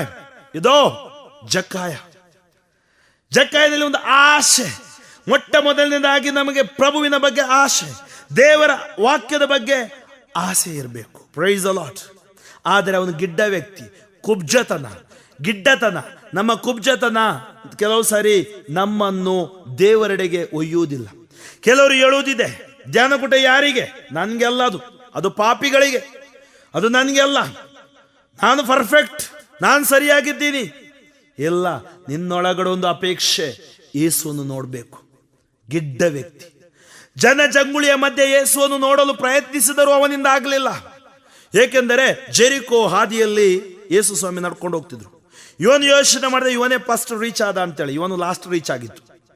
ಅವನು ಹೋಗುವಾಗ ಜನಜಂಗುಳಿ, ಇವನು ಗಿಡ್ಡ ವ್ಯಕ್ತಿ, ಇವನಿಗೆ ಯೇಸುವನ್ನು ನೋಡಲಾಗಲಿಲ್ಲ. ಅದಕ್ಕೆ ಏನ್ ಮಾಡ್ದ? ಜನಜಂಗುಳಿಯ ಮಧ್ಯೆ ಯೇಸುವನ್ನು ನೋಡಲು ಪ್ರಯತ್ನಿಸಿದರೂ ಅವನಿಂದ ಆಗಲಿಲ್ಲ. ಯೇಸುವನ್ನು ನೋಡಲಾರದಂತೆ ನಿನಗೆ ಅಡ್ಡಿಯಾಗುವವರು ಯಾರು? ಯೇಸುವಿನ ಬಳಿಗೆ ಬರಲಾರದಂತೆ ನಿನಗೆ ಅಡ್ಡಿಯಾಗುವುದು ಏನು? ಕೆಲವರಿಗೆ ಅವರ ಫ್ರೆಂಡ್ಸ್ ಅಡ್ಡಿಯಾಗಿದ್ದಾರೆ. ಅವನು ಹೇಳ್ತಾನೆ, ಏನೋ ಧ್ಯಾನಕ್ಕೆ ಹೋಗ್ಬಿಟ್ಟೆ, ಸಂತನಾಗ್ಬಿಟ್ಟಿಯಾ, ನಿನ್ನ ಧ್ಯಾನಕ್ಕೆ ಹೋದ್ರೆ ನೀನು ಕುಡಿಯೋದು ಬಿಡಬೇಕು, ಸಿಗರೇಟ್ ಬಿಡಬೇಕು. ಹೌದು, ಅದು ಬಿಡಬೇಕು. ನಿನ್ನ ಆಶೀರ್ವಾದ ಹೊಂದಬೇಕಾದ್ರೆ ಕೆಲವು ಸರಿ ಇಂಥ ಫ್ರೆಂಡ್ಸ್ಗಳನ್ನು ಬಿಡಬೇಕು. ಯಾವುದು ನಿನಗೆ ಅಡ್ಡಿ ಇದೆ ಧ್ಯಾನಕ್ಕೆ ಹೋಗಲು, ದೇವರ ವಾಕ್ಯ ಓದಲು, ಯೇಸುವಿನ ಬಳಿಗೆ ಬರಲು? ಅಡ್ಡಿಯನ್ನು ಜಯಿಸು. ಅಡ್ಡಿ ಜಯಿಸಿದಾಗ ನಿನಗೆ ಆಶೀರ್ವಾದ. ಆದ ಕಾರಣ ಇವನು ಏನು ಯೋಚಿಸಿದ? ಓಡಿ ಹೋಗಿ ಯೇಸು ಬರುತ್ತಿದ್ದ ಆ ಮಾರ್ಗದಲ್ಲಿ ಒಂದು ಆಲದ ಮರವನ್ನು ಕಂಡು ಅದನ್ನು ಹತ್ತಿದ. ಇವನು ಆಲದ ಮರ ನೋಡ್ದ. ನಾನು ಯೋಚನೆ ಮಾಡ್ತೀನಿ, ಮರಕ್ಕೆ ಹತ್ತುವುದು ಹೆಚ್ಚಿನದಾಗಿ ಮಕ್ಕಳು. ನಾನು ಚಿಕ್ಕ ಪ್ರಾಯದಲ್ಲಿರುವಾಗ ಮರಕ್ಕೆ ಹತ್ತಿದ್ದೆ. ಒಂದ್ಸಾರಿ ನಾನು ಗುರು ಆದ್ಮೇಲೆ ಒಂದ್ಸಾರಿ ಮರಕ್ಕೆ ಹತ್ತಿದ್ದೆ, ಕೆಳಗೆ ಇಳಿಲಿಕ್ಕೆ ಆಗಿಲ್ಲ, ಯಾಕಂದ್ರೆ ನನ್ನ ದೇಹದ ತೂಕ ಅಷ್ಟಿತ್ತು. ಈ ಜಕ್ಕಾಯ ಮರ ಹತ್ತಿ ಎಷ್ಟೋ ವರ್ಷ ಆಗಿರಬಹುದು. ಈಗ ಅವನ ಮನಸ್ಸಿನಲ್ಲಿ ಏನ್ ಬಂತು? ಯೇಸುವನ್ನು ನೋಡಲೇಬೇಕು, I want to see Jesus. ಅದಕ್ಕಾಗಿ ಅವನು ಮರ ನೋಡ್ತಾ ಕೂತ್ಕೊಂಡ. ಮರಕ್ಕೆ ಹತ್ತುವುದು ಯಾರು? ಮಕ್ಕಳು. ಮಕ್ಕಳಂತ ಸ್ವಭಾವ ಇರದ ಹೊರತು ನೀವು ದೇವರನ್ನು ನೋಡಲಾರಿರಿ. ಅವನೀಗ ಮಗುವಾದ. ಯೇಸುವನ್ನು ನೋಡಲು ಅವನು ಒಂದು ಟೆಕ್ನಿಕ್ ಕಂಡಿಡ್ದ. ಆ ಮರ ನೋಡ್ತಾ ಕೂತ್ಕೊಂಡ. ಮರ ದಪ್ಪ ಮರ, ಇವನು ಗಿಡ್ಡ ಜಕ್ಕಾಯ. ನಾನು ಯೋಚಿಸ್ತಾ ಇದ್ದೀನಿ, ಏಣಿ ತರಲಿಕ್ಕೆ ಇವನಿಗೆ ಟೈಮ್ ಇರಲಿಲ್ಲ. ಏನು ಮಾಡ್ತಿದ್ದ? ಅವನು ಮರ ನೋಡ್ದ, ಒಂದು ಸಾರಿ ಟ್ರೈ ಮಾಡ್ದ, ಕೆಳಗಡೆ ಬಿದ್ದಿರಬಹುದು. ಎರಡನೇ ಸಾರಿ ಟ್ರೈ ಮಾಡ್ದ, ಕೆಳಗಡೆ ಬಿದ್ದಿರಬಹುದು. ದಪ್ಪ ಮರ, ಇವನ ಕೊಳ್ಳ, ಚಿಕ್ಕ ಕೈಗಳು ಹೆಂಗೆ ಹಿಡಿತಿದ್ದ ಮರ. ಕಷ್ಟಪಟ್ಟು ಒಂದು 5-6 ಸರಿ ಆದರೂ ಅವನು ಹತ್ತಿ ಕೆಳಗಡೆ ಬಿದ್ದಿರಬಹುದು. ಆದರೂ ಯೇಸುವನ್ನು ನೋಡಲೇ ಬೇಕೆಂಬ ಹಠ ಅವನಲ್ಲಿತ್ತು. ಕೊನೆಗೂ ಸಕ್ಸಸ್ ಆದ. ಮರ ಹತ್ತಿ ಕೂತ್ಕೊಂಡ, ಮರದ ಮೇಲೆ ಕೂತ್ಕೊಂಡ. ಆ ಮರದ ಮೇಲೆ ಈಗಲೂ ಆ ಮರ ಇದೆ ಜೆರಿಕೋದಲ್ಲಿ. ಆ ಮರದ ಮೇಲೆ ಕೂತ್ಕೊಂಡ. ಆ ಮರದಿಂದ ಆತನಿಗೆ, ಯಾಕಂದ್ರೆ ಮೇಲೆ ನೀವು ಕೆಲವು ಸರಿ ಕ್ರಿಕೆಟ್ ಮ್ಯಾಚ್ ನಡೆದಾಗ ಮಕ್ಕಳು ಬಿಲ್ಡಿಂಗ್ ಮೇಲೆ ಹೋಗ್ತಾರೆ, ಮರದ ಮೇಲೆ ಹೋಗ್ತಾರೆ, ಅಲ್ಲಿಂದ ನೋಡ್ಬೋದು. ಅವನು ಯೇಸುವನ್ನು ನೋಡ್ದ. ಆ ಎಲೆಗಳ ಮಧ್ಯೆ ಕೂತ್ಕೊಂಡು ಯೇಸುವನ್ನು ನೋಡ್ತಾ ಇದ್ದ. ನಾನು ಯೋಚಿಸ್ತೀನಿ, ಅವನು ಮರಕ್ಕೆ ಹತ್ತುವುದಕ್ಕೆ ಮುಂಚೆ ದೇವರು ಅವನ ಹೃದಯ ನೋಡಿದ್ದಾರೆ. ಯೇಸು ಆ ಸ್ಥಳಕ್ಕೆ ಬಂದ್ರು. ಅವರು ಹಾದು ಹೋಗ್ತಿದ್ರು, ಆ ಸ್ಥಳಕ್ಕೆ ಬಂದ್ರು, ಆಲದ ಮರದ ಹತ್ರ ನಿಂದ್ರು. ಅವನ ಮೇಲಿಂದ ನೋಡ್ತಾ ಇದ್ದಾನೆ. ಯೇಸು ಸ್ವಾಮಿ ಕೆಳಗಡೆಯಿಂದ ಮೇಲೆ ನೋಡ್ತಾ ಇದ್ರು. ಜಕ್ಕಾಯ ಮೇಲೆಯಿಂದ ಕೆಳಗಡೆ ನೋಡ್ತಾ ಇದ್ದಾನೆ. ಎಂಥ ವಿಪರ್ಯಾಸ! ಮನುಷ್ಯ ಏನ್ ಮಾಡ್ತಾನೆ? ಪ್ರೇಯರ್ ಮಾಡುವಾಗ ಕರ ಜೋಡಿಸಿ ದೇವರು ಮೇಲೆ ಇದ್ದಾರೆ ಅಂತೇಳಿ ಅಲ್ಲಿ ನೋಡ್ತಾರೆ. ಆದರೆ ಇವತ್ತು ಉಲ್ಟಾ ಪಲ್ಟಾ ಆಗ್ಬಿಟ್ಟಿದೆ. ದೇವರು ಕೆಳಗಡೆ ಇದ್ದಾರೆ, ಮನುಷ್ಯ ಮೇಲ್ಗಡೆಯಿಂದ ದೇವರನ್ನು ನೋಡ್ತಾ ಇದ್ದಾನೆ. ಇಬ್ಬರ ಕಣ್ಣುಗಳು, ಕಣ್ಣಿನ ನೋಟ, ಆ ಪ್ರೀತಿಯ ನೋಟ. ಯೇಸು ಅವನಿಗೆ ಜೋರು ಮಾಡಲಿಲ್ಲ. ಯೇಸು ಅವನನ್ನು ನೋಡಿ ಹೇಳಿದ್ರು, ತಾಯಿ ತರ ಪ್ರೀತಿಸಿದ್ರು. ಯೇಸು ಅವನನ್ನು ಮುದ್ದು ಮಾಡಿದ್ರು. ಅವ್ರು ಹೇಳಿದ್ರು, ಜಕ್ಕಾಯ್, ನಾನು ನಿನ್ನನ್ನೇ ಹುಡುಕಿ ಬಂದಿದ್ದೀನಪ್ಪ, ಇವತ್ತು ನಿನ್ನ ಮನೆಗೆ ಬರಬೇಕು, ನಾನು ಅದಕ್ಕಾಗಿ ಬಂದಿದ್ದೀನಿ, ನೀನು ಅಲ್ಲೇನು ಮಾಡ್ತಾ ಇದ್ಯಾ? ಎಷ್ಟು ಸಂತೋಷ ಆಗಿರ್ಬೋದು ಜಕ್ಕಾಯನಿಗೆ. ಯಾವ ವ್ಯಕ್ತಿಯನ್ನು ನೋಡಲು ಅಪೇಕ್ಷೆ ಪಡ್ತಿದ್ನೋ ಆ ವ್ಯಕ್ತಿ ನನ್ನ ಮನೆಗೆ ಬರ್ತಾರೆ, ಆ ವ್ಯಕ್ತಿ ನನ್ನ ಮನೆಯಲ್ಲಿ ಊಟ ಮಾಡ್ತಾರೆ ಅಂತ ಹೇಳ್ತಾ ಇದ್ದಾರೆ. ಅವನು ಅಲ್ಲಿಂದ ಒಂದೇ ಹೈ ಜಂಪ್. ಯಾರಿಗೂ ಬೇಡವಾದ ವ್ಯಕ್ತಿ ಯೇಸುವಿಗೆ ಬೇಕಾದ. ಈಗ ಅವನು ಮಾರ್ಗ ಕೊಂಡು ಹೋಗ್ತಾ ಇದ್ದಾನೆ. ಅವನು ಮುಂದೆ ಹೋಗ್ತಾ ಇದ್ದಾನೆ. ಅವನು ಮುಂದೆ ನಡ್ಕೊಂಡು ಹೋಗ್ತಾ ಇದ್ದಾನೆ. ಜನರಲ್ಲಿ ಹಿಂಬಾಲಿಸ್ತಾ ಇದ್ದಾರೆ. ಯೇಸು ಜಕ್ಕಾಯನ ಮನೆಗೆ ಬಂದರು. ಜನರೆಲ್ಲರೂ ಗೊಣಗಿದ್ರು. ಪಾಪಿಷ್ಟನ ಮನೆಗೆ ಅತಿಥಿಯಾಗಿ ಹೋಗುತ್ತಾನಲ್ಲ ಎಂದು ಗೊಣಗಿದ್ರು. ಆದರೆ ಜಕ್ಕಾಯ ಏನ್ ಮಾಡ್ದ? ಯೇಸುಗೆ ಒಳ್ಳೆ ಔತಣ ಕೊಟ್ಟ. ಏನಾದರೂ ಯೇಸುವಿಗೆ ಕೊಡೋಣ. ಯೇಸು ಒಂದೋ ಮಾತು ಮಾತಾಡಿಲ್ಲ. ಯೇಸು ಅವನನ್ನು ಪ್ರೀತಿಸಿದರು. ಪಶ್ಚಾತ್ತಾಪ ಪಟ್ಟಾಗ ಪಾಪಿಗಳನ್ನು ದೇವರು ಪ್ರೀತಿಸುತ್ತಾರೆ, ಬಿಡುಗಡೆ ಕೊಡ್ತಾರೆ. ಅವರು ಬೇರೆಯವರ ಕಮೆಂಟ್ಸ್ ನೋಡಲಿಲ್ಲ. ಅನೇಕ ಬಾರಿ ಜನರು ಹೇಳುವುದಿದೆ, ಅವರು ಚರ್ಚ್ಗೆ ಬರೋಲ್ಲ, ಅವ್ರ ಮನೆ ಯಾಕೆ ಮಂತ್ರಿಸ್ಬೇಕು ಫಾದರ್, ಅವರು ಏನು ವರಿ ಕೊಡೋಲ್ಲ, ತೆರಿಗೆ ಕೊಡೋಲ್ಲ, ಅದು ಅವರು ಸಬ್ಸ್ಕ್ರಿಪ್ಷನ್ ಕೊಡೋಲ್ಲ, ಅವ್ರ ಮನೆಗೆ ಯಾಕೆ ಹೋಗ್ಬೇಕು? ಪಾಪಿಗಳನ್ನು ಹುಡುಕಿ ಯೇಸು ಬಂದರು. ನಮ್ಮ ಪ್ಯಾರಿಷಲ್ಲಿ, ಚರ್ಚಲ್ಲಿ ಇಂಥವರಿದ್ರೆ ಅವರ ಪರಿವರ್ತನೆಗಾಗಿ ನಾವು ಪ್ಯಾರಿಷ್ ಕೌನ್ಸಿಲ್ ಸಹಾಯ ಮಾಡಬೇಕು. ಇದು ಯೇಸು ಸ್ವಾಮಿಗೆ ಅವನು ಯೋಚನೆ ಮಾಡಿದ, ಮನೆಗೆ ಯೇಸು ಬಂದಿದ್ದಾರೆ, ಏನಾದರೂ ಗಿಫ್ಟ್ ನಾನು ಕೊಡಬೇಕು. ಏನು ಕೊಡೋಣ? ಹೋಗಿ ಗೋಡ್ರೇಜ್ ತೆಗೆದ.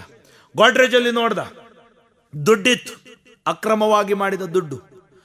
ಗೋಡ್ರೇಜ್ ತೆಗೆದು ನೋಡ್ದ, ಬಟ್ಟೆ ಇತ್ತು, ಅಕ್ರಮವಾಗಿ ಮಾಡಿದ ಬಟ್ಟೆ. ಏನು ಕೊಡೋಣ ಯೇಸುವಿಗೆ? ಕೊಡಲು ನನ್ನಲ್ಲಿ ಏನೂ ಇಲ್ಲ, ನನ್ನ ಹೃದಯವನ್ನೇ ಯೇಸುವಿಗೆ ಕೊಡುತ್ತೇನೆ. ಇದೋ ಪಾಪಿಯಾದ ನೀನು ಯೇಸುವಿಗೆ ಏನು ಕೊಡಲು ಆಗುವುದಿಲ್ಲ, ನಿನ್ನ ಹೃದಯ ಅವರಿಗೆ ಕೊಡು. ಪಶ್ಚಾತ್ತಾಪ ಭರಿತ ಹೃದಯದಿಂದ ಅವರೆಡೆಗೆ ಬಾ. ಅವನು ಯೇಸುವಿನ ಮುಂದೆ ಬಂದು ಹೇಳಿದ, ಪ್ರಭುವೇ, ನನ್ನ ಆಸ್ತಿ ಪಾಸ್ತಿಯಲ್ಲಿ ಅರ್ಧ ಭಾಗವನ್ನು ಬಡಬಗ್ಗರಿಗೆ ಕೊಟ್ಟು ಬಿಡುತ್ತೇನೆ. ಯಾರಿಗಾದರೂ ಮೋಸ ಮಾಡಿ ಅವರಿಂದೇನಾದರೂ ನಾನು ಕಸಿದುಕೊಂಡಿದ್ದರೆ ಅದಕ್ಕೆ 4ರಷ್ಟು ಹಿಂದಕ್ಕೆ ಕೊಡುತ್ತೇನೆ. ಮೊದಲನೇದಾಗಿ ಅವನು ಹೇಳಿದ, ಆಸ್ತಿ ಪಾಸ್ತಿಲಿ ಅರ್ಧ ಭಾಗ ಕೊಟ್ಬಿಡ್ತೀನಿ. ಯಾರ ಆಸ್ತಿ ಪಾಸ್ತಿ? ಒಡೆದು ಮಾಡಿದ ಆಸ್ತಿ ಪಾಸ್ತಿ. ಎರಡನೇದಾಗಿ ಅವನು ಹೇಳ್ತಾ ಇದ್ದಾನೆ, ಯಾರಿಗಾದರೂ ಮೋಸ ಮಾಡಿ ಅವರಿಂದೇನಾದರೂ ನಾನು ಕಸಿದುಕೊಂಡಿದ್ದರೆ 4ರಷ್ಟು ಹಿಂದಕ್ಕೆ ಕೊಡುತ್ತೇನೆ. ಇದು real repentance. I will give back. ನಾನು ಇದನ್ನೇ ಹಿಡಿದುಕೊಳ್ಳುವುದಿಲ್ಲ, ನಾನು ಪಶ್ಚಾತ್ತಾಪ ಪ್ರಾಯಶ್ಚಿತ ಮಾಡುತ್ತೇನೆ. ಆಗ ಯೇಸು ಸ್ವಾಮಿ ಹೇಳಿದರು, ಇಂದು ಈ ಮನೆ ಉದ್ಧಾರವಾಯಿತು. ಪ್ರೀತಿಯ ಸಹೋದರ ಸಹೋದರಿಯರೇ, ಇಂದು ನಮ್ಮ ಮನ ಉದ್ಧಾರವಾಗಬೇಕಾದರೆ ನಾವು ಜಕ್ಕಾಯನಂತೆ, ನಾವು ದಾವೀದನಂತೆ ಪಶ್ಚಾತ್ತಾಪ ಪಡಬೇಕು. ಪಶ್ಚಾತ್ತಾಪ ಪಟ್ಟು ಪಾಪಕ್ಕೆ ವಿಮುಖವಾಗಿ ದೇವರಿಗೆ ಅಭಿಮುಖರಾಗೋಣ. ದೇವರ ಪ್ರೀತಿಯನ್ನು ನಮ್ಮದಾಗಿಸೋಣ. ಕಣ್ಣುಗಳನ್ನು ಮುಚ್ಚಿ ಪಶ್ಚಾತ್ತಾಪದ ಕೃಪೆಗಾಗಿ ನಾನು ಪ್ರಾರ್ಥಿಸುತ್ತೇನೆ. ಕರ್ತರಾದ ಯೇಸುವೆ, ಈ ಶುಭ ಸಂದೇಶವನ್ನು ಆಲಿಸುತ್ತಿರುವ ಎಲ್ಲರನ್ನು ಆಶೀರ್ವದಿಸಿರಿ. ಪಾಪ ಜೀವನದಲ್ಲಿ ಇರುವವರಿಗೆ ಪಶ್ಚಾತ್ತಾಪದ ಕೃಪೆ ಕೊಡಿರಿ. ಇದು ನಿಮ್ಮ ಪ್ರೀತಿಯಲ್ಲಿ ನಮಗೆ ಬಿಡುಗಡೆ ಇದೆ. ಪಶ್ಚಾತ್ತಾಪ ಎಂದರೆ ನಿಮ್ಮ ಪ್ರೀತಿ ಸ್ವಾಮಿ. ಪಾಪ ನಿವೇದನೆ ಎಂದರೆ ನಿಮ್ಮ ಪ್ರೀತಿಗೆ ವಾಪಸ್ ಬರುವುದು ಸ್ವಾಮಿ. ಇದು ಪಾಪದಲ್ಲಿ ಜೀವಿಸುತ್ತಿರುವವರು, ಆ ಪಾಪದಿಂದ ಬಿಡುಗಡೆ ಅವರಿಗೆ ಸಿಗಲಿ. ಪಾಪಗಳನ್ನು ಒಪ್ಪಿಕೊಳ್ಳಲು ಶಕ್ತಿ ಸಿಗಲಿ. ಒಳ್ಳೆಯ ಪಾಪ ನಿವೇದನೆ ಮಾಡಲು ಕೃಪೆ ಸಿಗಲಿ. ಕಠಿಣ ಹೃದಯಗಳು ಯೇಸು ನಾಮದಲ್ಲಿ ಆ ಹೃದಯಗಳಲ್ಲಿ ಪಶ್ಚಾತ್ತಾಪದ ಕೃಪೆ ಇಳಿದು ಬರಲಿ. ಎಷ್ಟೋ ವರ್ಷಗಳಿಂದ ಪಾಪ ನಿವೇದನೆಗೆ ಹೋಗದೇ ಇದ್ದವರು ಯೇಸು ನಾಮದಲ್ಲಿ ಪಾಪ ನಿವೇದನೆಗೆ ಹೋಗುವಂತಾಗಲಿ. ಯೇಸುವೆ, ನೀವು ನುಡಿದ್ರಿ, ಏನು ಬಾಧಿಸಲಾಗುವುದು, ಬಿಡುಗಡೆ ಮಾಡಲಾಗುವುದು. ನಿಮ್ಮ ನಾಮದಲ್ಲಿ ಪವಿತ್ರಾತ್ಮರ ಕೃಪೆಯನ್ನು ಬಿಡುಗಡೆ ಮಾಡ್ತಾ ಇದ್ದೀನಿ. ಪಶ್ಚಾತ್ತಾಪದ ಕೃಪೆಯನ್ನು ಬಿಡುಗಡೆ ಮಾಡ್ತಾ ಇದ್ದೀನಿ. Touch, anoint, deliver them, name of Jesus. ಯೇಸು ನಾಮದಲ್ಲಿ ಪ್ರಾರ್ಥಿಸುತ್ತೇನೆ, ಜೀವವುಳ್ಳ ತಂದೆಯೇ. Amen, amen, amen.